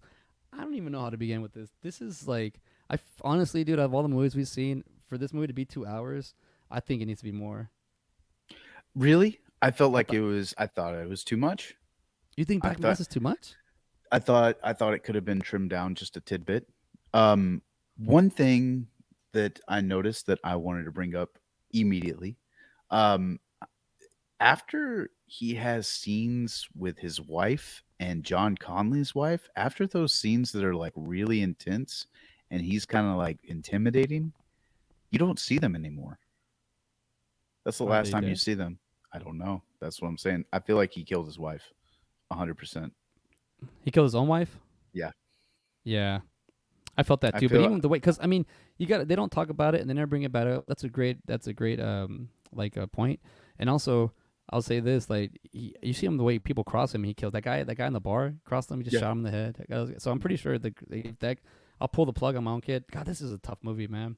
it really is. Um, the thing about this movie is the reason I say it. Maybe oh well, let me put it this way: I don't think it needed more. Maybe this is all the story that they had out of it, but the fact that it, man, I wanted more. I guess is what I'm trying to say. You 'Cause I was like, what this you want story's is the guy. that time in between 85 and 2011 where he's just on his own. That is that what you want? Yeah, You not want really that you that. want No, that no, no, gap? no, no. That nah, because that was handed at the end. I'm talking about that. I was looking at this movie where they're starting to. It was like 37 minutes left, and I'm like, I feel like they're barely getting to the point where it's gonna be like real. I guess you know what I'm expecting. You know what it is? I was expecting this dramatic like fucking like shootout or something like that where people like, have to like a bunch of random shit, but really people just get arrested in the streets you know. Hmm. And I think I was expecting more of a climactic end to this, but I didn't get that. But I think it's just a great movie. I think Yeah. honestly, man, just seeing Johnny Depp go from watching him play a weirdo in Hunter S. Thompson to play another weirdo in Ed Wood to playing this weirdo and freaking Whitey Bulger, it's his acting is amazing. I understand why he is who he is. He's not just a face; he's a freaking actor. He I don't know if it's him hanging out with Tim Burton or what happened in all the movies, but he just knows how to really like bring a character to life. He Yeah. really knows how to like really go. And another thing I really caught on to Black Mass. It's an interrogation story we're getting. So we're just getting the stories from the people getting interrogated. So like there is going to be a limit of stories, or maybe or abundance of stories that you want to hear that are going to be worth it. This movie is very intriguing. I'm happy I saw it. I was one of those movies I was kind of like I don't know if I'm gonna ever watch this one, but I'm happy we did it this way. It even says it here on the movie poster based on the book. Yeah. So I don't know Have what actually. What's up? had you seen this movie before? No. This is I saw it like at 5 this morning, 4 this morning. I had watched it one time before this, but I couldn't tell you. Like, it wasn't Johnny Depp's performance was memorable, but the movie itself to me was not memorable. If that makes it's more of the same. Like, you know what I'm saying? Like, Yeah. it's a mob movie, and it didn't bring anything kind of new like Goodfellas did. Like Oh this yeah. it didn't it wasn't a I don't know, it's just told like a normal story. And I guess you kind of need that, but the one thing that does stick out about this movie is Depp's performance. I mean, that's if I had to say one thing, like, you totally forget it's Johnny Depp. Like, Yeah. You get lost in that. Like I mean, seeing 3 movies of him in a row, and being like, which one is Johnny Depp? I don't know. this felt the least like Johnny Depp. You Mm-hmm. know, Ed Wood and Fear and Loathing, if you mix those two together, then that's how I feel like Johnny Depp is. If you a cross between Ed Wood and Hunter S. Thompson, Wait, are you talking about like his acting or him himself in real life? him himself Oh, I in don't know real about life. that. I don't. I The don't the either, but that's what I'm just saying. Like, my I guess the projection that I see of Johnny Depp, like Pirates of the Caribbean, like that's how I see him. I don't just like that wobbly, goofy person. And I feel like if you had Hunter S. Thompson and Ed Wood, you'd get Jack Sparrow. uh, so okay, so you're saying through his characters you can find Yes, a way to connect. Okay, yeah, and because I was and like, and I don't and know if for you've ever seen me, any Johnny Depp interviews. He's no, very I like have. dark and like still like, Yeah, hey, what's no, up? he's sound like very soft spoken, Yeah, stuff like that. But that's what I'm saying. It's just like my mental image of Johnny Depp is Jack Sparrow. yeah, I can see I how you're can't, talking about the connecting the dots. Yeah, I could totally see that. and Like and that's just I know that's kind of weird to think like that's how he would be in real life. Like, I have seen interviews, I've seen him and other things, but still, like, Jack Sparrow is like, I guess that's how I would like to see him. It's like that's how I a imagine him pirate being. or like Yeah, that energy that of like, energy, that okay, energy of like uh, a drunken man who knows what's going on, or somebody who's just like messed up all the time, but still has a wit about them.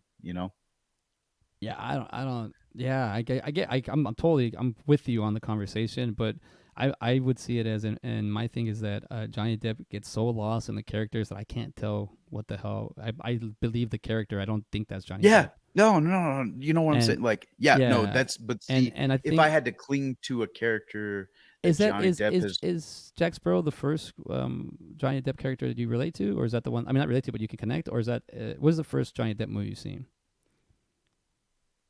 Do you remember? Because I saw I didn't see Nightmare on Elm Street till I was in high school. The first one he's in it, but I saw all his stuff prior to that, And then I'm when I trying find to out when I found think. out he was Nightmare on Elm Street, you're like, holy crap, he is Glenn. Oh shit, it's like a cool thing. But that's after I found out his body of work. I'm That's amazed he was in actually it. that's a good question. I would like to think Edward Scissorhands, because I mean, I'm sure I'd seen Johnny Depp before um my mom and stepdad got married, because that's really when my movie knowledge got expanded a whole lot, was whenever I met my oldest stepbrother and Oh yeah, they're gonna sister. introduce you So to some shit, exactly. So let me go through. Actually, it may have been. It wasn't.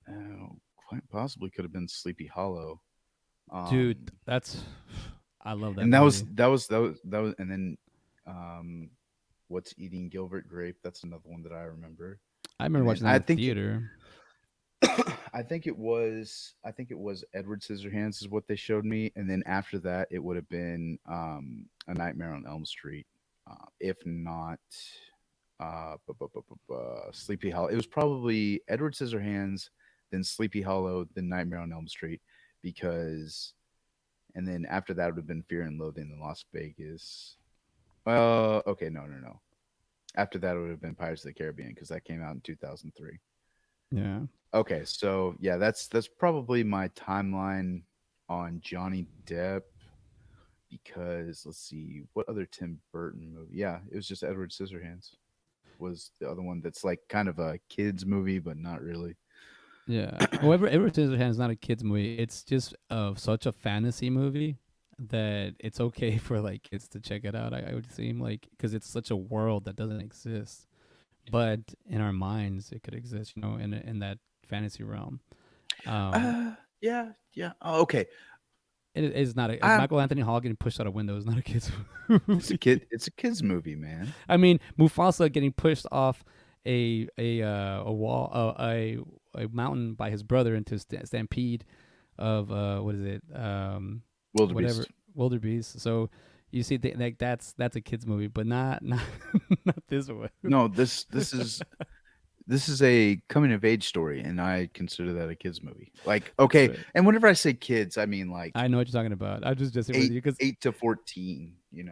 hey, I'm busting your balls. That Well, scene, listen. that Okay, scene's go for yeah. it. No, Go that for it. scene's I can't. I don't like that shit, man. That's I feel like I don't know if that's the what are they? They're Irish Americans or they're not Italian because they're going against Italian. Who in The little group like James Whitey and all them.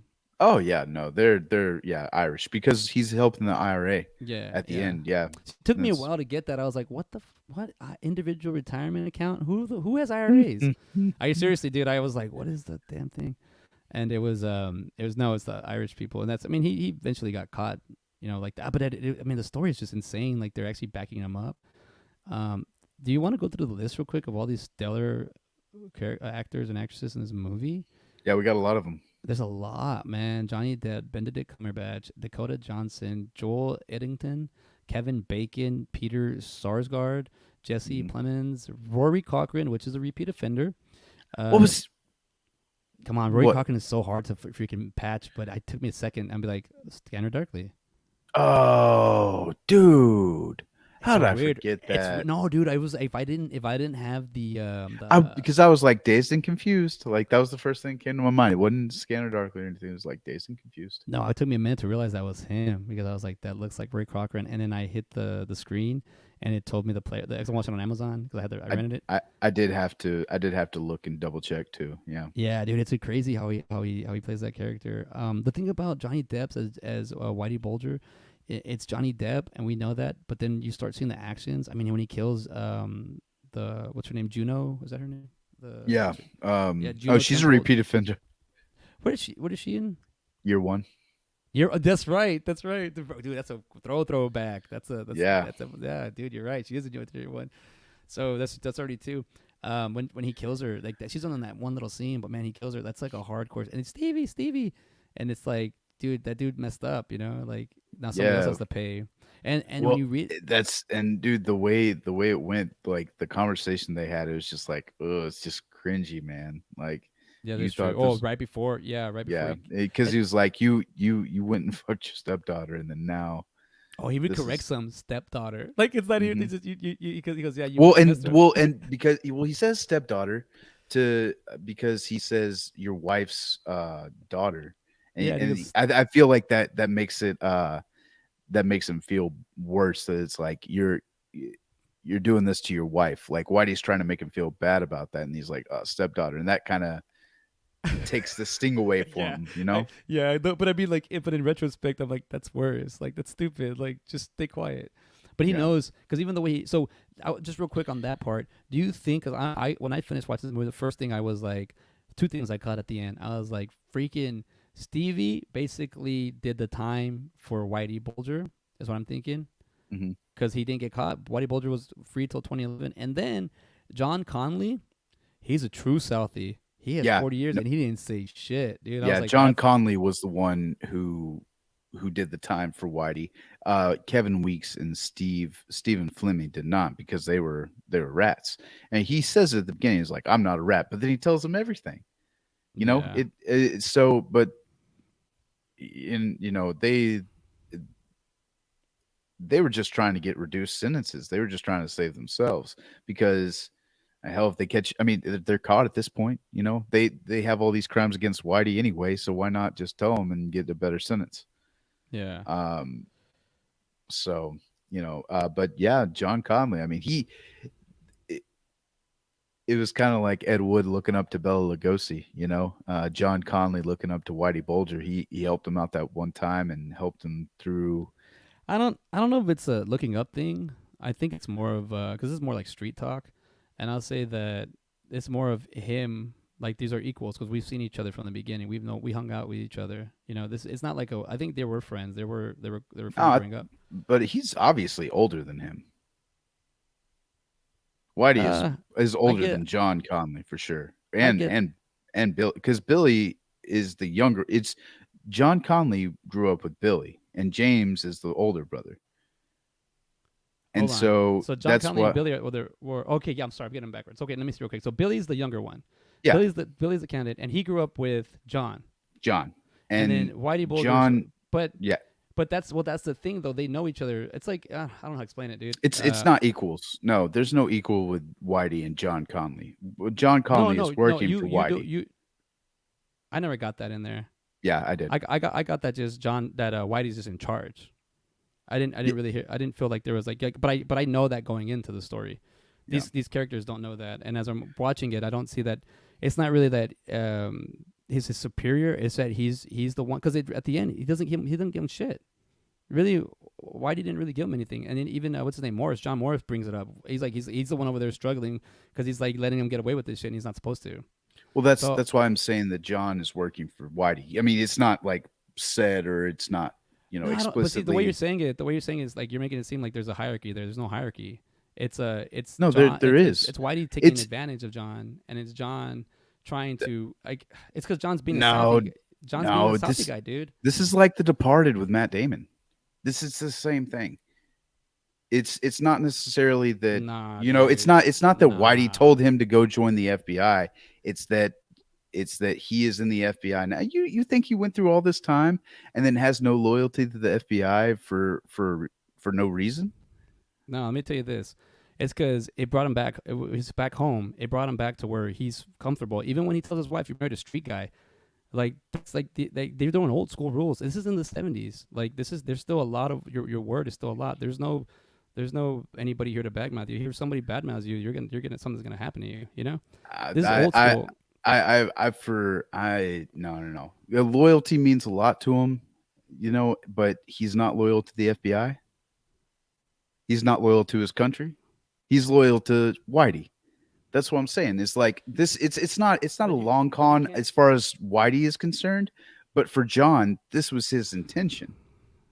It No, has I to don't think. be. No, no, no. You even see it. You see there's a the character the change from John. It goes from like him being this guy that's in the FBI that's from there, and then his character arc. By the time he gets to the end, and this is what we find out, he didn't say anything. So there's a point there where this fool was like, I got. Like, yeah, Whitey didn't really pull a fast one. You saw this coming, but he also got caught up in that shit. He got caught up in all that too. So what happens with Whitey? Whitey's just he's the basically what it is he's like a bad guy, and they gave him he was just a regular bad guy, and they gave him the arsenal to be a like or the protection to be a like even worse kingpin. And Yeah. I don't think it really was that John was trying to protect them. I think it was like he actually thought that he was onto something. No. That he was really. You think the whole time that John was going along with it? Yeah. I think there's just blurred lines there when it's old school because even you see the cop, you see the way the cop talks to Whitey Bulger when he comes out and he tells them about the Angelo they're looking for him. Hmm. Like cops aren't supposed to do that shit, but they do it. Yeah. So as I'm That's saying, what like I'm it's saying. That's what I'm saying. I don't think that. I think that John Conley, he was like, "Oh, I got a friend." Like I don't think. I think that there, yes, maybe at the beginning there was potential. It was like, "Oh, hey, we can catch this guy," but I mean, at one point, I mean, they go and try to pull it numerous times, and he's constantly trying to say, "No, no, no, no, no, don't back out of this." I don't think he's trying to make a big name for himself at the FBI. I don't think he's trying to I think it's his get his friend. I think no. it's like his friend's thing because he knows he's gonna take because they're also from where he's from. So if he takes them down, he's taking his own stuff down. You know what I'm Well, saying? yeah, but that's what I'm saying is he's loyal to Whitey, and he's never like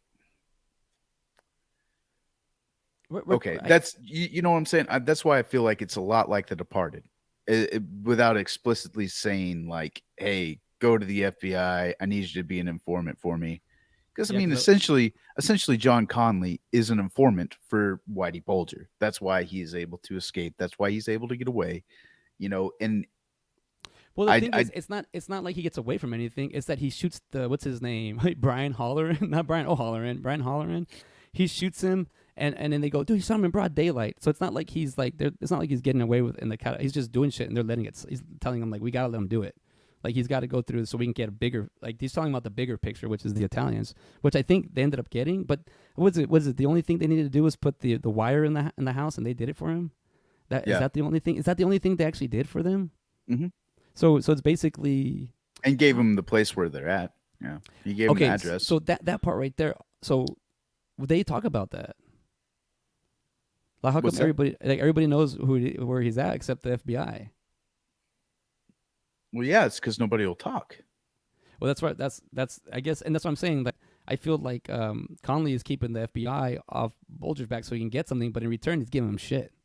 He's giving him dog shit. And I think honestly, I think John got. Like John Conley got caught. Like, he got caught up in this shit. Like not like Donnie Brasco style. Like where he was just kind of like we're gonna get him, and all of a sudden it's just like oh fuck. Like he's like because he's also when he goes talks to Billy, and then Billy is like don't fuck with me. Like there like also what it gets to me is like there's there's things on paper, and there's things on said by the handshake. There's things that said under the table. Like all that shit goes away once there's something on paper, and the fact that Billy has the Senate behind him is like he's not supposed to be getting involved and kind of stuff. It's Yeah. it's weird because this is like first time stuff like this happens, so it's like very once again as in Ed Wood, we're figuring out how it goes. Like if this were to happen now, I think it'd be more like it'd be easier for someone to think like oh I could just do this and put these people here and it'll work out for me, and then it doesn't and it comes back to them. Like I can see them trying to hide from it. It's different now. I think back then because you had all that whole what do you call it? I mean, just the whole not having social media, not having the technology there, you can do a bunch of shit. That was crazy how they like the beginning with what Jesse Plemons' character was his name Hmm. Charlie or no Just Kevin. getting the shit beat out of him. It's like Dude, this is his cousin. I do want to talk about this guy, man. Jesse Plemons. Like I've been on set with him because of Friday Night Lights, Hmm. and he's actually a couple years younger than me. But I remember him from Varsity Blues. Look He at was this in shit, man. Varsity Blues. Yeah, dude, he's in Varsity Blues, man. That's his He second must have movie. been a kid, dude. Oh, he's from Dallas. Yeah, he is in. He's Lance's little brother. Okay. We held him back for eighth grade to come back in. He's the little brother. There's a Chuck close that up. fucking pigskin. Yeah, toss that fucking pasty. Like that's I love that movie. We might have to go to that one next with Jesse. But I've worked with that guy, and he's a very like cool dude. Stand up, has a great personality. I'm not saying I worked with him like I'm an actor. I'm saying I've worked where he's been on set, and I got to be around him. And I got to have small talk with him, and it's like damn, he's Damn, still that's going. crazy, man. Yeah, you're absolutely right. Dude, he was also in like when he came out in what's it Seth Rogen's movie was it Observant Report? Where's it? There it is. Charles is what Oh he plays. yeah, So he yeah, was in that movie. That was okay. It's kind of it's a little dark yeah. comedy. Hmm. But he was like he's been in a lot of things, man. Yeah, This guy and this guy's he is also going to be in uh, bu- bu- bu- bu- bu- Jungle Cruise, the new movie that's out. He's yeah. also So in he's The Irishman. Okay, yeah, I dude. should He's have done kept so even like that. I knew that was him, but he doesn't look like him anymore. Or I mean, then his character is Kevin Weeks. He looks doesn't look like him. But I remember being on set and then people being like, "This guy's an actor. Man, this guy ain't shit." And I was just like, "Oh, he's a kid. We're all kids here." And I'm happy he's still doing it because it's like, look, it don't matter because he didn't look at the time. I guess have like a what they were calling a leading man look, but he can act, man. Like Yeah, an dude, Ed he Wood looks like Matt Damon. in a Like way, I yeah. get, yeah, I In a way, also he's like that in Ed Wood that he's my son. He's gonna be the he's gonna be the actor lead. Like when those producers, those Christian producers, come out and tell this guy, like, Hmm. that's what Ed Wood, like, that's gotta suck, man. When somebody's like giving you money to do your movie and they're like, oh yeah, but by the way, it's gotta be like this. Like I don't like that. But like that guy, he looks like he's supposed to be on movies because that's what they think. But then you can't even memorize his lines. Like I like that he's like having trouble with just like one line the Hmm. whole time. And then this guy over here, they're saying that he's not a leading actor, but he's got a bunch. He can act. The dude can act. He's the Irishman. Oh yeah, he comes out in Game Night. Did you ever see Game Night? He's the cop in that, right? Yeah, he's the Yeah. weirdo. He He has his doesn't. dog and Yeah, the everything. dog. I've And I've seen bits and pieces of it. Yeah, I don't think I finished it. so he's also has Battleship here, which I heard was. I mean, I've seen it, but it looked. I don't know how. I didn't watch. I watched it on TV. And then he's in this movie called Thinking of Ending Things, and it's a Yeah, two-hour I watched Netflix movie. that, dude. That one was weird. I don't know what the fuck happened in that movie. Was Charlie Kaufman? Huh? Charlie Kaufman. Internal Sunshine of the Spotless Mind. Yeah. He's done all. He's like he's kind of has that the adaptation. Yeah, being John Malkovich, he has that. This is gonna be. I gotta watch this one now. But yeah, he's in it. But this movie, like, it shows him as like He's in the Breaking Bad too. yeah, and it shows him as the what do you call it, as the Henry Hill character as in Goodfellas. So I thought Goodfellas and this one would be a good comparison, which I didn't really think about. Yeah, dude. Well, and another thing too, it's funny because they said something about RICO laws. Um he's like, I'm not gonna ruin this RICO case, just and so it's about organized crime. It was like passed in 1970. What's funny is like we started watching The Sopranos yesterday, and so we watched like two episodes of The Sopranos, then I watched Black Mass, and and so it was almost the same. It felt like I was just watching an episode of The Sopranos, but like in the Oh, I get you. 70s. I get you. You know, and even in The Sopranos, they said, like RICO laws and everything like that. And I was like, why have I heard that? I thought I was like, okay, repeat offender, but I was like, no, we're doing Ed Wood, not The Sopranos. But there's a lot of people from Goodfellas in The Sopranos, like shit, Maury. Maury is in the first three episodes, or I Yeah, mean, or he's in the third episode, and then Henry Hill's wife is the therapist, and they Karen. Karen, and then they have Martin. I think it's Martin Scorsese is in it. At least they say he's supposed to be coming in. They kind of hide his face. I don't actually know if it was him.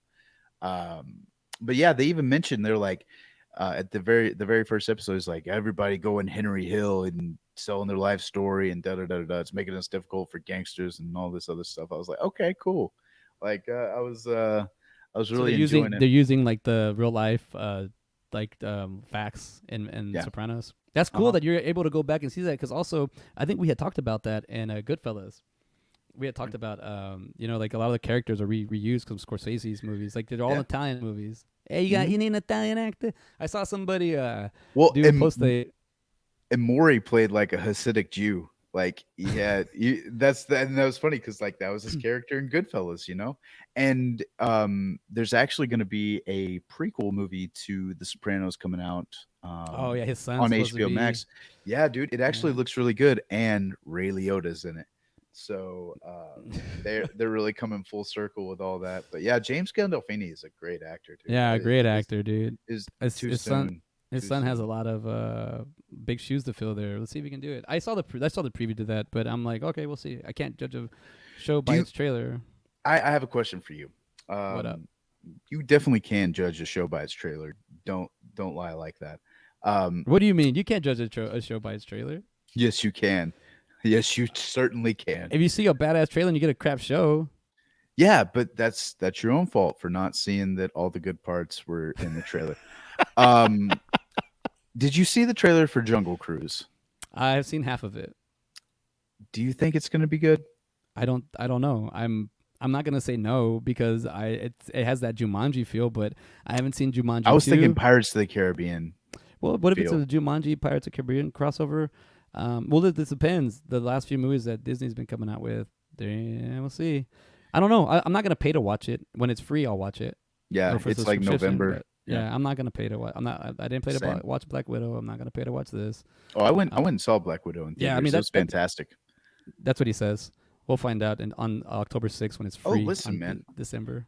Uh, And guess what? If you want to do Black Widow, we got a repeat offender with David Harbour, who I think is a gem in Black Widow, if not one of the uh, best parts of it. I loved him in that movie, and I want to see more of his character just by that little bit of a Did he performance ever? I got. Wait, he did the Hellboy, right? Yeah, that was terrible. That was terrible. All right, so I'm gonna Yeah, have to see. I don't I know. I got like 20 minutes into that movie, and I was like, I don't know if I can. I mean, Mia Djokovic is in it, and she's great as an And Hellboy? actor. Not in Hellboy, just as a, you know, I like her filmography, Okay. but Hellboy just did not. No, I want Ron Perlman. Actually, you know what? I'll take David Harbour, but just a less stupid story. Um, like I said, I didn't even finish it, so it might have gotten better, but I wasn't about to stick around and find out. Um, but yeah, at the very least, I need Guillermo del Toro in Yeah, we some need the way, shape. vision. The vision. Exactly, man. That's what was so great about Hellboy was it was not so much focused on like action or anything, but more of like myths and legends and like um you can always get me with a good Nazi occult story like every day of the week. Like uh Y- yeah. I got you. I got you. Though, check this out. I don't know. I'll watch it when it's free, and I'll let you know. But I don't, I'm not gonna pay to watch that movie. Yeah. But also too, like I paid to watch Jungle. Not Jungle Book. Jumanji, and I was way more than what I choose to. I mean, I didn't know it was gonna be that good, but back then, no kids, so I can run around and do whatever I wanted. Now you got a kid, you can't do much. Wait, I the mean, you first can't. Jumanji? Yeah, the first, not the Ron Williams, the remake. The I went to go watch. That was before Max was born? Yeah, that was Really? yeah. When was that movie made? Yeah, or maybe let's see. When did it come out? That's like well, yeah, I guess like 2000 maybe 15 or Yeah, because 16. I remember it was one of those where I just like walked in, like it wasn't because I remember I was doing something and then I had like something like a meeting or something that got postponed or I think it got pushed back like 4 hours, and I was Mhm. like, well, I got time to kill. I'm just gonna might as well watch a movie, and then I was like, oh, the movie's starting right now. Why not? And I remember walking in, the first thing I noticed, I was like, what the hell? There's no seats available. And then I had to go like far for I was coming on the left side. I had to go all the way to the front, and then where the braking is at, there was one seat all the way to the right. So I was like already like in a bad angle, but I was like whatever. Sat down and I was like, holy shit, Jack Black is hilarious. He still has it. Like that was like Yeah, dude. Jack It Black was freaking that movie kills was in that really good. movie, dude. The second one was on par. I wouldn't say It's it just was as good. better. All right, I gotta check It's it out. as good. Yeah, I would say. But check. Well, and another cool thing about it too is like I feel like The Rock and Kevin Hart kind of get a little time to shine as like showing that they can do more stuff as actors, you know, Okay. and that they have the acting chops because The Rock plays Danny DeVito, and I feel like he does a great job. So Okay. So this is pretty cool. There's one guy in here that I've been noticing. He's been in quite a few movies, and now I'm starting to really see where he's from. It's called W. Earl Brown. He played John Martorano, the guy that shoots. He's the guy. He's one of the Whitey's henchmen. The guy that when they take him out to the after the bar scene where the guy tells Whitey to go fuck himself, and they mhm. take him out to that field. The guy shoots him, and the guy actually shoots the other guy that owns the Tulsa that in Oklahoma. Yeah, his That actor. hitman Yeah, essentially. the hitman. So that guy, dude, this guy, he plays something about Mary. He's Warren. He's pocket beans. Oh, is that This who that that's is? him, dude. But he's also in Pauly Shore movie. And the Pauly Shore's movie, I'm not Pauly Shore, not dead. I saw that one. He's been in a lot of stuff, dude. This guy's a That's great funny. actor. 132 credits. This guy's been on. I'm noticing. I'm starting to notice him now. He's played like a villain. He's played. I've seen him in a lot of things. Like as me as an actor, starting to see other people play other characters or just play other things that I'm like, man, just take roles and just do them. Like, you know.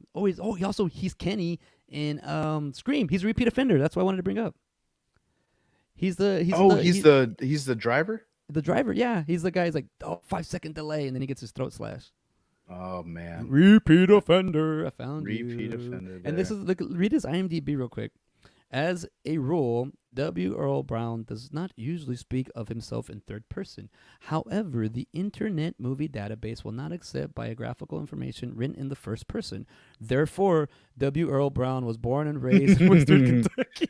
So he must have wrote it. He wrote his own. Yeah, I mean, I have my IMDb and I have to write my own stuff. So, Was like, it that kind of reminds me of South Park's like James Cameron doesn't do what James Cameron does for James Cameron. That's right. James Cameron does what James Cameron does because he is James Cameron. Mr. Stallone says the translator for Sylvester Stallone.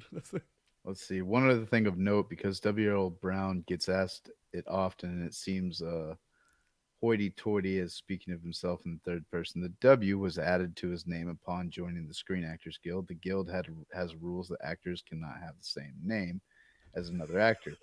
He was told that there was an Earl Brown and there was a William Brown, hence he became W. Earl Brown, a name remembered by the label of an Elvis Presley record. Then, when his recording work in the Sacred Cowboys necessitated his joining the Songwriters Association, where songwriter W. Earl Brown was represented, he had become William Earl Brown. It's confusing. He knows. Yeah, that's funny. Dude, so that W doesn't mean anything. No, I think because what's his real name? Born and raised in Kentucky. Is it It Earl has. Brown? I think no. I think it's William Earl Brown is his name, but he went by The, W. Yeah, because William Brown was taken, so it's William Earl Brown is his name, so, but he because goes by W.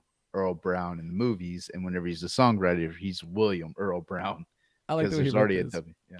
Wes Craven was an early supporter, casting Earl in New Nightmare 1994 and A Vampire in Brooklyn, and a role as of Kenny in the classic Scream. So Wes Craven casted him in 3 of his movies: A New Nightmare, Vampire in Brooklyn, and Kenny in Scream. That's awesome.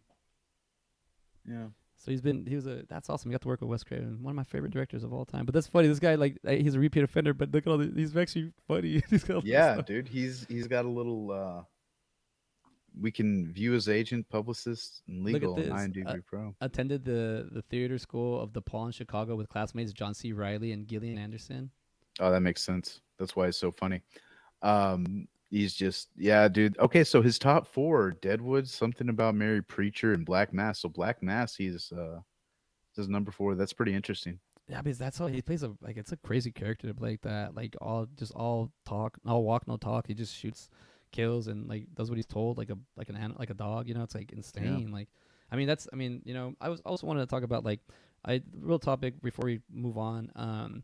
Was like, you know, they talk about the Italians and then the like Boston, that everybody has that Boston accent, Yeah. and he's the only one in the Southie that's in the FBI that has it. Do you think that was like a part where people were just like, nah, forget this guy, or because it's kind of to me, it's like you know, like well, sorry, that was from earlier conversation. What I was trying to talk about was, you know, when they portray these Boston guys from like the '70s and those accents, those accents they're still around now, aren't they? Yeah. Yeah. So if somebody does a movie. Now you know what you actually through our conversation earlier you got a lot of the stuff I was gonna say because that I was just talking about the accents and the way the Irish Americans and then they have the Italian so like it's old world shit with the name but then American with it. Mm-hmm. So I'm like, is it like that back in Italy? Is it like that back in Ireland? Is it because you know and then we had that American part to it where it's just domestic because it's here in the States. But I wonder if it's like you know, because you know, being Mexican American, a lot of movies, if somebody be like, "I want you to write a cartel movie," I'm like, I don't know, what the fuck am I writing? Well, you're Mexican. And I was like, no, I don't know about cartel shit. I mean, you know, whatever I do know, but like, you know, it's like, I feel like as in these characters, the way they portrayed them, like, because Kevin Bacon's character is just it's a FBI guy, Yeah. and then you got what was his name? You said John Harbour, is that his name? David Harbour. Yeah. David Harbour, yeah, and then he's got Mhm. a regular. And then you get Corey Stoll, who's actually he's actually in He has one. He has a very slight one.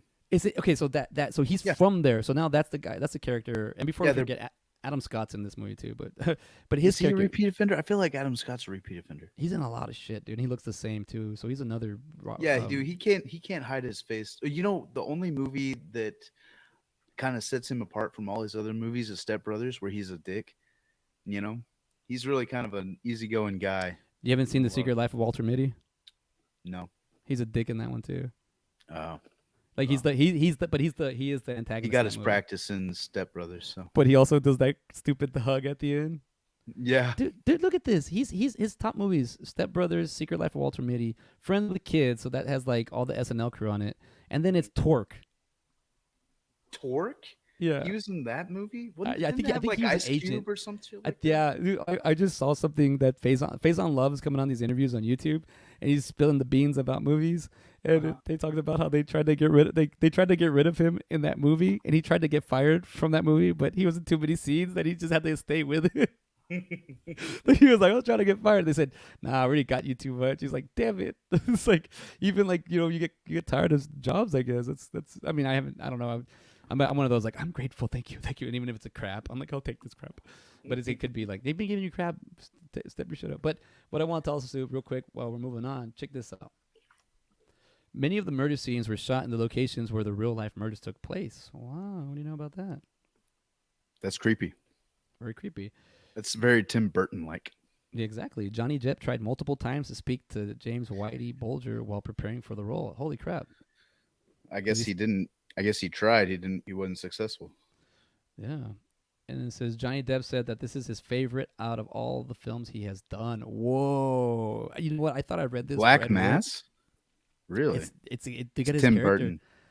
Think of his character. Ed Wood. I thought I'd read that for Ed Wood, but no, I read it for this one.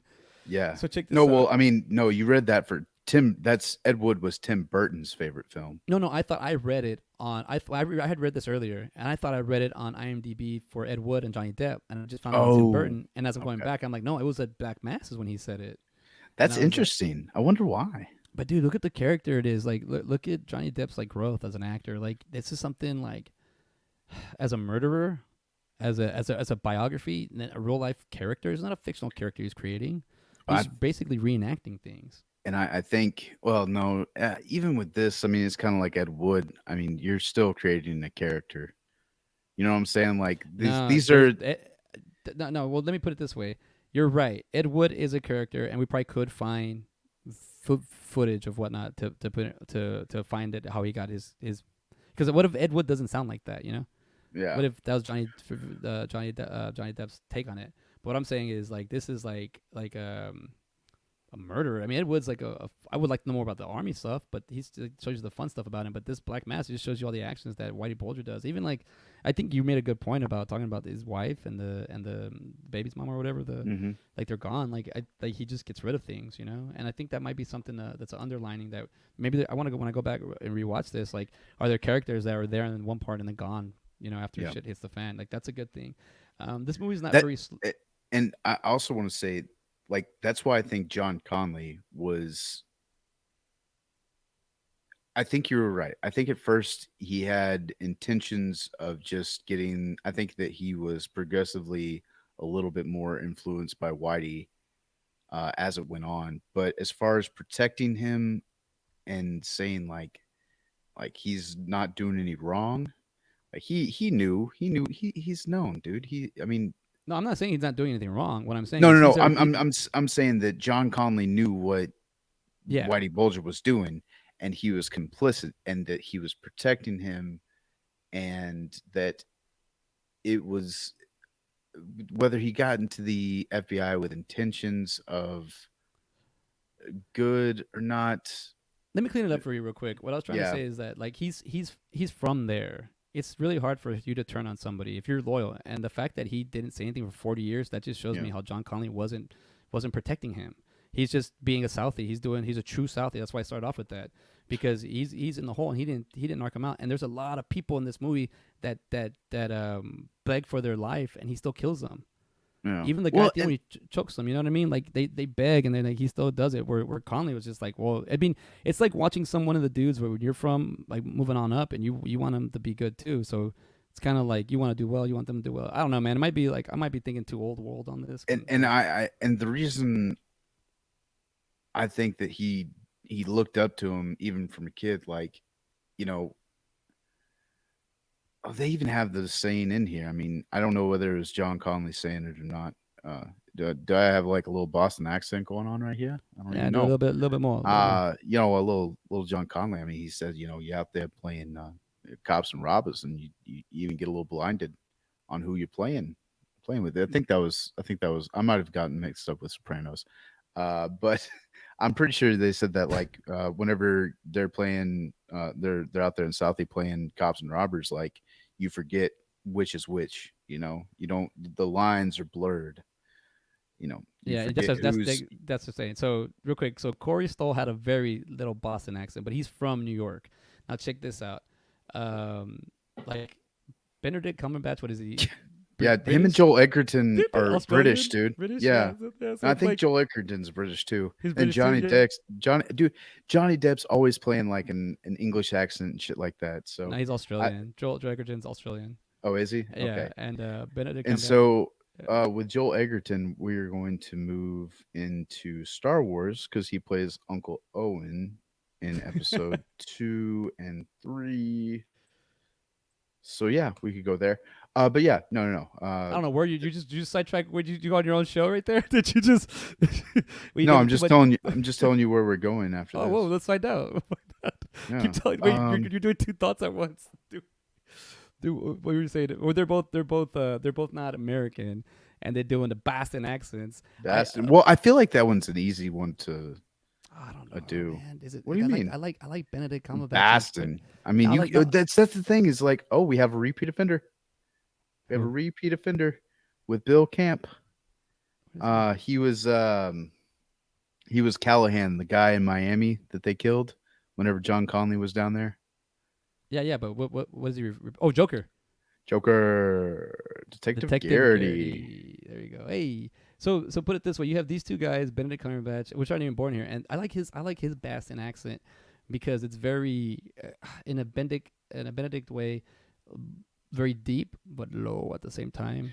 Yeah, and that's why I feel like it's an easy accent to knock down because it's just like it's the extreme. Like you can, all right, I'm gonna do a Boston accent. Okay, I can kind of rein it in there a little bit. You know what? You have extremes. Like you know what words you can really Exactly. lean Yeah. into. I Whereas like with other accents, it's a little bit difficult. I like the Mark Wahlberg when every time a Boston guy or they bring up Ben Affleck and Matt Damon, but then they bring up Mark Wahlberg is like, oh, Mark Makwa, Wahlberg, Makwabak.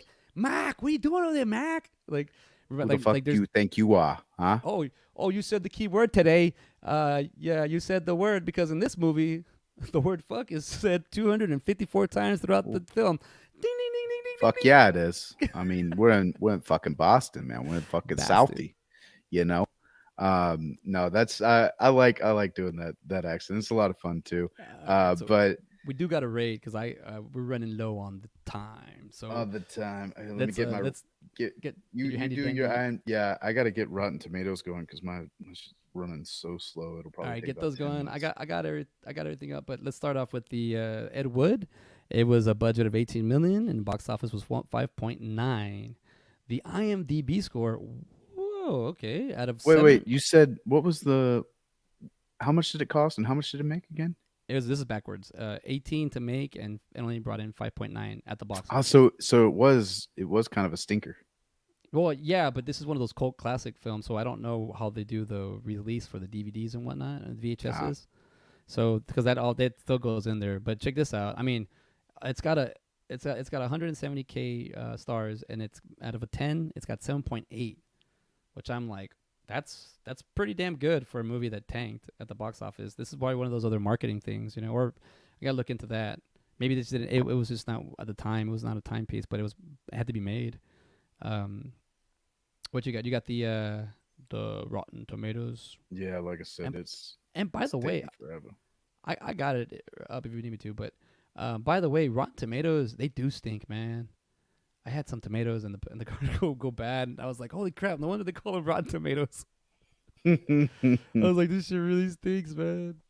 Well, let me get some information on Black Mass. Here we go. It was Here, released 2015, September 4th, 2015.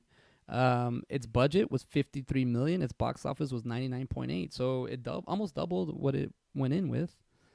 Um, and that does make sense because I remember watching the trailer to this and thinking, "Whoa, this is." I felt like I distinctly remember watching this trailer and being like, "Is that John? That's Johnny Depp? Are you kidding me? Like, he looks creepy as hell. First off, second off, uh, I want to see this movie. I don't think I went to the theaters and saw it, but I did see it. Like as soon as it came out. Um, but yeah, I have my Rotten Tomatoes pulled up All whenever. right, cool. What you got? Yeah. So with Ed Wood, Oh, look at uh, this. I have a tomato meter score out of 65 reviews. That's 92%. And then I have an audience score of 100 plus ratings at 88%. The critics' consensus on this one is going to be Tim Burton and Johnny Depp team up to a fet, Feet. fete of life, I think it's still feet. Is the feat of life and work of cult hero Ed Wood, with typically strange and wonderful results, which is actually kind of funny because I feel like Ed Wood's movies tanked, and this one did too, but it's still like regarded as a cult classic. So it kind of did yeah. That's a what I was saying in the that's beginning. In that's the kind of beginning, cool. like I like yeah, I that. was just saying like in true Ed Wood fashion, it's still bombed. Like Yeah, but I mean that's what I'm saying. Like it's got these great viewings, and I'm pretty sure that it made money because I know people did. I remember in the little scenes I was in back in the day, people did talk about this movie, but we didn't really like get deep into it. But we did talk about it. Now that I'm a filmmaker and I watch movies about being made, I'm like, this is awesome. Like I love seeing this. I'll never know how it is to work in Tinseltown, and there's Tinseltown right there, And and when I say Tinseltown, I don't mean Hollywood. I think Tinseltown's gone. I think Hollywood is now its own thing. It's and a facade. Tinseltown's is a movie theater. Yeah, it used Um, to be. No, man, it's gone. It's I a don't car doubt lot it. now. Yeah. No, no, they took down Tinseltown and put up a BMW parking lot because it's Austin, Texas, and we're very open here. Yeah. We're not dumb at all. We'll let you do whatever you want with our city. All right, we're All right, going so Black Mass. back mass. It is a 6.9 out of 10 with 172,000 stars. It's not bad. It's going to be a Oh, come seventy three on. 73% tomato meter, which is still certified fresh out of 290 reviews, which honestly is not too surprising for and it's a gangster movie. It's yeah, it's a yeah. you You know think what I'm that you saying, think that like has to hurt it? Okay, yeah. and I this mean is why that's well, okay, it's kind of like what I said earlier. It's like it's not Goodfellas because it's not doing anything different. It's just telling a story. that I can see that. Yes, You I know, can. it's I it's get you. it's I not get exactly. This is good. Yes, I get what you're saying now because that did. I was when I was saying put these next to each other as a comparison is exactly what you were saying. Like it's the same. It's the same movie, but it's this not the is same movie. this is more of a biography, whereas Goodfellas is a Goodfellas is more of story. a it's more of a story. But anyway, the it's tomato meter 73%. Audience score is going to be 68% with 10,000 plus ratings. Critics' consensus on this one is going to be Black Mass spins a gripping yarn out of its fact based story and leaves audiences with one of Johnny Depp's most compelling performances in years. Yeah, I have to without agree with doubt. that. Yeah. I think, and this is why I love watching movies with you, dude. Because I know you wouldn't give this a 73 or a No. 68, dude, because this is way underappreciated in his performance. Yeah. Like if you I mean that's what I'm saying, dude. And I understand what you're talking about with the Johnny Depp characters when you can connect them, but it's like how the fuck do you get here? How did you even think about like the Jack Sparrow alone, that character? Like how do you even like think about knowing how to move in a certain like because he goes with the boat too. Like if you ever seen Well, him walk, that's what it is. Is he has sea legs? That's why he walks like that. that's true. Then, and whenever he's on the boat, apparently he looks like he's still. He's not like he's That's moving what I'm around. saying.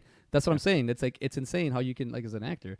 And then one last thing. Well, I guess we're gonna rate him, but it said here Tom Hardy had been considered for the role of John Conley, but dropped out and was replaced by Joel Edgerton. What do you think, Tom Hardy or Joel Egerton? Joel, I think Yeah, for this role, yeah, for yeah, sure. uh, Tom Hardy reminds me a lot of Russell Crowe for some That's reason. so true. I can see I feel like he would just whoop somebody's ass and then just be like, "Nah, I did it. that because Russell Crowe He throws a deserved phone. it." Those are Yeah, yes. Well, Russell Russell Crowe Crowe is fighting Australian. around the world. Well, Russell Crowe is Australian, so it's right up their Oh, lineage. and Joel Edgerton too is. Yeah, so Australians was theirs. So let's date them. I mean, let's rate them, date them. Nah, So okay, it was 1994 and 2015, and we're done. we're dead. All right, Ed Wood. This is a real easy one for anybody who's kept up with us or knows me.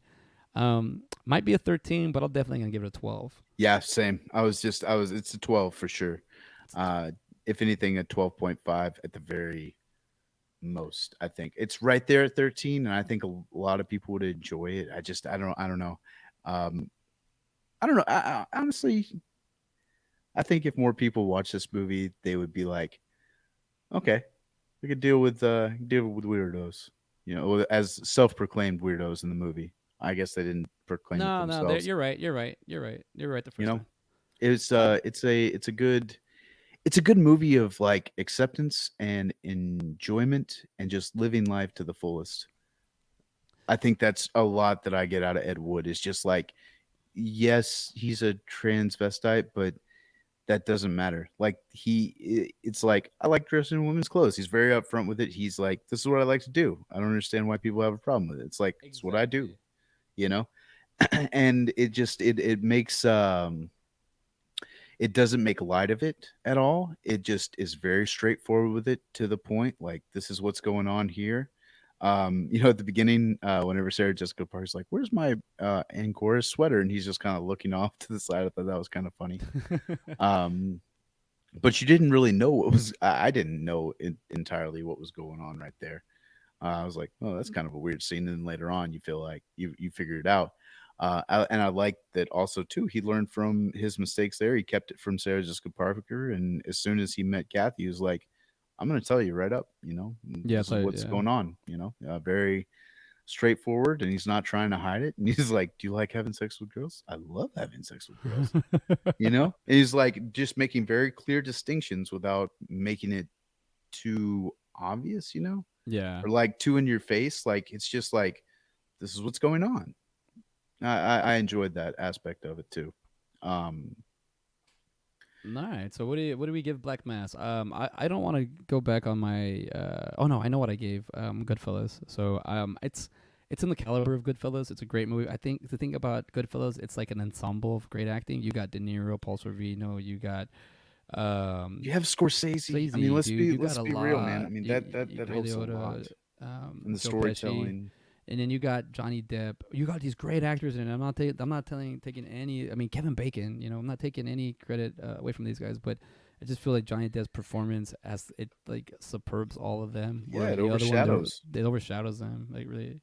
But I would give this one an astonishing 11. I It's would too. well made, well told, easy to follow. Like I said, I could have done an extra hour, but there's probably not an extra hour material worth showing. But this is a man. I watched it this morning too, super early, which I was like, hell yeah, I'm in the zone. And it's a lot, man. It's a lot to take in, and it's also this didn't happen not too far. I was born at the end of the story, so it's like. Hmm.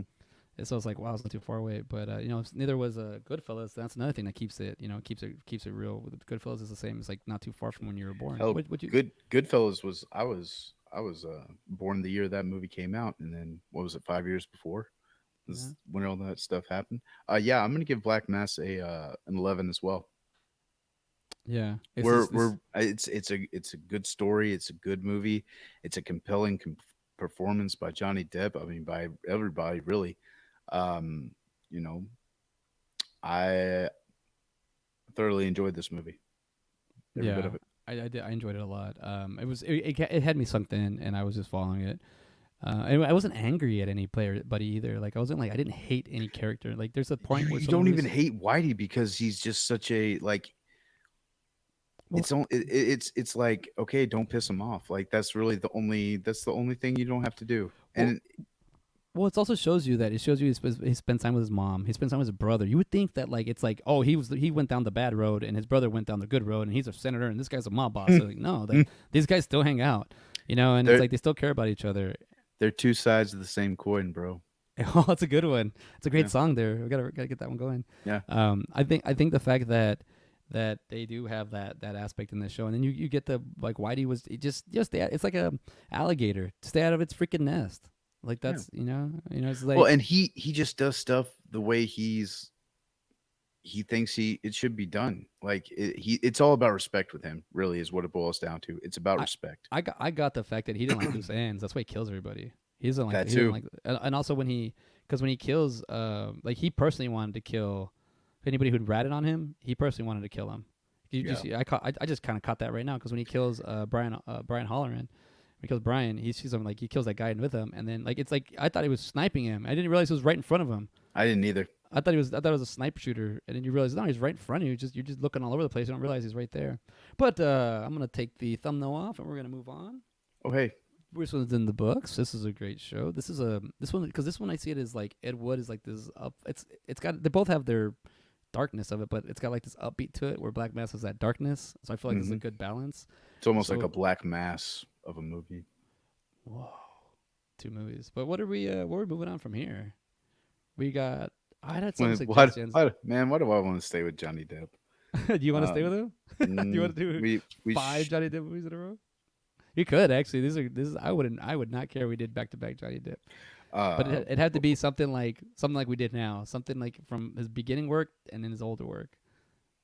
I nah. wouldn't want to do Pirates and Pirates 2. Like I wouldn't want to do that. That'd be a No, waste we of do it. Pirates and Pirates 3. All right, come Pirates on. 3. Or five. How many Pirates do they have now? 5. Oh 5 of God, them. I know I've seen the first two for sure. I think maybe seen the third one. But Yeah. Johnny's Fourth Depp. one had Penelope Cruz, and then the fifth one was they brought Jeffrey Rush back and everything for that one. I think. He's a great actor. Yeah. Jeffrey Rush, that's a good.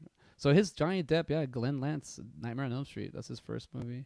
Mhm. And then let's see. Oh, I love that he does come back in 1991 and Freddy's dead. He plays himself. And let's see. Hey, this is your brain. This is your brain on drugs. What's eating Gilbert Grape is always a great one. That And then is. Dead I think Man. I think we should do somebody besides Johnny Depp. All right. As much as Because I I'd was love like, to. no, I'm saying you said I was like, I'll go there, but we got like let's do it. We got 10 minutes to Let's pick. let's let's do Jesse Plemons. You want to do Friday Night Light? Oh no, he's not in that. I mean, he's in it. He's got a. I mean, we can get through there with him. We don't have to. He doesn't have to be the main star. I was thinking you could do like Friday Night Lights and Varsity Blues, but that's like football, Texas and whatnot. Or you can do. Let's see what Jesse Plemons is in. And he was yeah. I just had him. Where'd he go? That's weird. Oh, it's because I'm in the wrong movie. That's why. There he is. Well, you want to do him? You want to pick on him? Because I there's a lot of. I mean, we opened up the door on acting here, I man. do enjoy a good Jesse Plemons film. If you can talk me off the top of your head, what are you thinking of? Sorry, I was typing in Jesse Plemons and I Jeepers would. Creepers Reborn popped up. Oh wow, he's gonna do another one.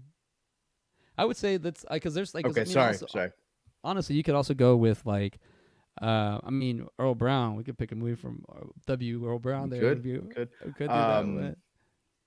or Benedict Cumberbatch. That's another, or That Joel Edgerton. I mean, yes. honestly, any of those actors, I think we could probably. Honestly, I don't. I think where we're going now. Because I had something where we were going, and now I'm just gonna let it go because like we're here, and that's the point of all this. Dude, there's something about Mary here.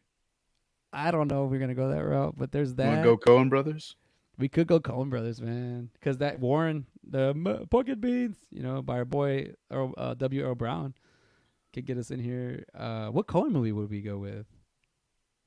Let's see here. Because I'm not They, gonna oh, call oh, oh! It's Farley. Farley Brothers did. I got mixed something up. about I'm Mary. sorry. Oh yeah, sorry, I Yeah. know, but yeah, you're right. Yeah, I was with you though. I was with you on that one. Let's Um, see here. We could. There's me do you want to do myself. Farley Brothers versus Coen Let's Brothers? Cohen Brothers. Yeah. If we do that, I want to do like a Cohen brother. Well, I mean, if you really get into it, they're all kind of dark comedies. Um, we just can't make the same mistake Bill Murray did, um, What's thinking that? and doing the wrong Cohen Brothers movie. That's what happened with Garfield. Um, He did the wrong with the. He thought he was working with the Farley Brothers, and he's working with the Coen Brothers, or no, no, vice no. versa. He thought he was working with the Cohen brothers, but it was a different Cohen. It wasn't. It wasn't either one of them. Oh, so he was already like getting paid and everything. He was like, "Oh, damn it! All right, well, we're running low on Let's time. see here. Would you want to Cohen do that? brothers. Let's see. Joel and Ethan Cohen. All right. They have Barton. Uh, let's see here. Dude? Dude, I know what we're doing. I know What are we doing? exactly what we're doing. If we're doing, there's something about Mary, and we're doing Cohen brothers and Farley brothers. No, no, we It's don't. no, no, that's what we're doing. I think we should. What I are you think we doing? What are should you do a suggesting? versus. Oh, brother, where art thou? Oh, brother, where art thou? And that's a Cohen brother movie. It is, and something about Mary, a Farley brother Well, movie. I was gonna say we don't have to do something about Mary. We could pick any of the Farley brothers, if that's the one. If that's one you want to do. Let's see here. I need to refresh on my. Well, oh, they have stuck on you, don't they? That's I Farley love that. I Brothers, right? love that movie, dude. I love that movie. Let's do. Hold on, let's see real quick. Let's see their. Let's go through their because this is hard, man. Dumb and Dumber, and then you have Mm, Kingpin. There's something about Mary. Then they have Me, Myself, and Irene. This other one called Behind the Zipper. Oh, it's a short. Never mind. Osmosis Jones, Shallow House, Stuck on You, Fever Pitch. Dude, they got Hall Pass. They got a good little run right here. I mean, Kingpin. I love Kingpin. And then the Cohen brothers are the other ones. So, which other movies would you suggest? I think we're onto something here. I think I think Coen Brothers. Really, the only kind of comedy they have is going to be "Oh Brother, Where Art Thou." I mean, no, no, we don't. It could be com- any because they have also I Miller's know it, I know, Crossing. I know, but I want to do like comedy. If we're You gonna want to do do? that, Well, I was just going brothers versus brothers. that's what I'm saying. But I want it to be A a comedy fair fight thriller. because if we have some heavy hitter like Fargo or anything like that coming from the Coen Brothers, then we have like it's something about Mary. It's. Well, I mean, I'm looking at it as movies. You know what I mean? Comparing the movies Yeah. to each other. You know, because I mean, even rewatching these movies. Look, I'm watching for rewatch right now. We're doing the Ballad of Buster Scruggs. Oh, So then yeah, we got it. Yeah, we're definitely have to do doing that we're one. doing Coen Brothers and Farley Brothers Okay, so versus. here we go. They got Raising Arizona, Miller's Cross. I'm saying Raising Arizona, Miller's Crossing. So if you don't, you mean Fargo, Big Lebowski, Oh Brother Where Art Thou, Down from the Oh, Mountain, The Man Who Wasn't There. Like they got a lot of I stuff. forgot So about the Big Lebowski. We could do the Big Lebowski. do you want to do Okay, okay. Here we go. Here we go. So we have Big Lebowski for Cohen. If that's a suggestion, and then Hmm. we have, man, where do you want to go here? I mean, I'll do. What do you call it? Something about Mary, but you got Me, Myself, and Irene. You got Shallow How. I really Or want to do Stuck on You, Stuck on You. man. Let's do Stuck. I love that movie, dude. Let's see here. Want to see? Yeah, let's do that one. Wait, where I just had it. Where'd it go? Stuck on You. And then this other one, we're doing the big. Oh man, this is so okay. So this is like satirical comedy, and then this is slapstick comedy with satire in it. Yeah, Yeah, this just seems perfect. This and just seems like this brothers versus brothers. brothers versus. The This is well, and honestly too, like a team of directors versus a team of directors. So that's yeah. kind of cool. That is kind Okay, of so let's get this going because I got to get off. all So right. this is The Big Lebowski, 1998, rated R, 1 hour 57 minutes. I does not feel like that.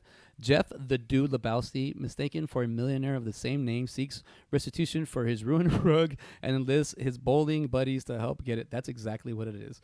Directors, it says uncredited here though. Directors Joel and Ethan Cohen. Writers Ethan and Joel Cohen. Stars Jeff Bridges, John Goodman, Julianne Moore. We're going to put that up against Stuck on You, 2003, PG 13, 1 hour and 58 minutes. Conjoined twins from Martha's Vineyard move to Los Angeles so that one of them can pursue an acting career. Director Bobby and Peter Farley. Writers Charles B. Wessler. Story Bennett Yelling is the story, and Peter Farley is the story. Stars Matt Damon, Greg Kinnear, and Eva Mendes. We're in for a treat. Like, I used to own both these movies on VHS, so I got to find them again. But yeah, we're finishing up this show. We're moving on to Brothers versus Brothers directorial debut, not directorial debut, but our Yeah, director bro v bro. Bro v Bro. But let's get anything else you got to say there, Ben? No, All right, well we're gonna head out, so we'll see everyone next time on Side by but Side. y'all have a great evening. We'll see you later. Later.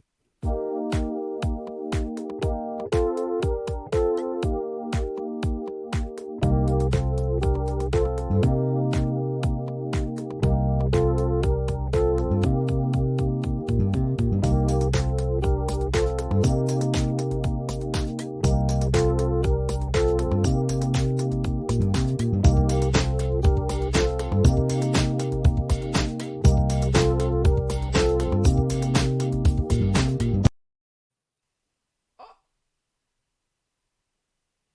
did it end? Yeah. Did it end? You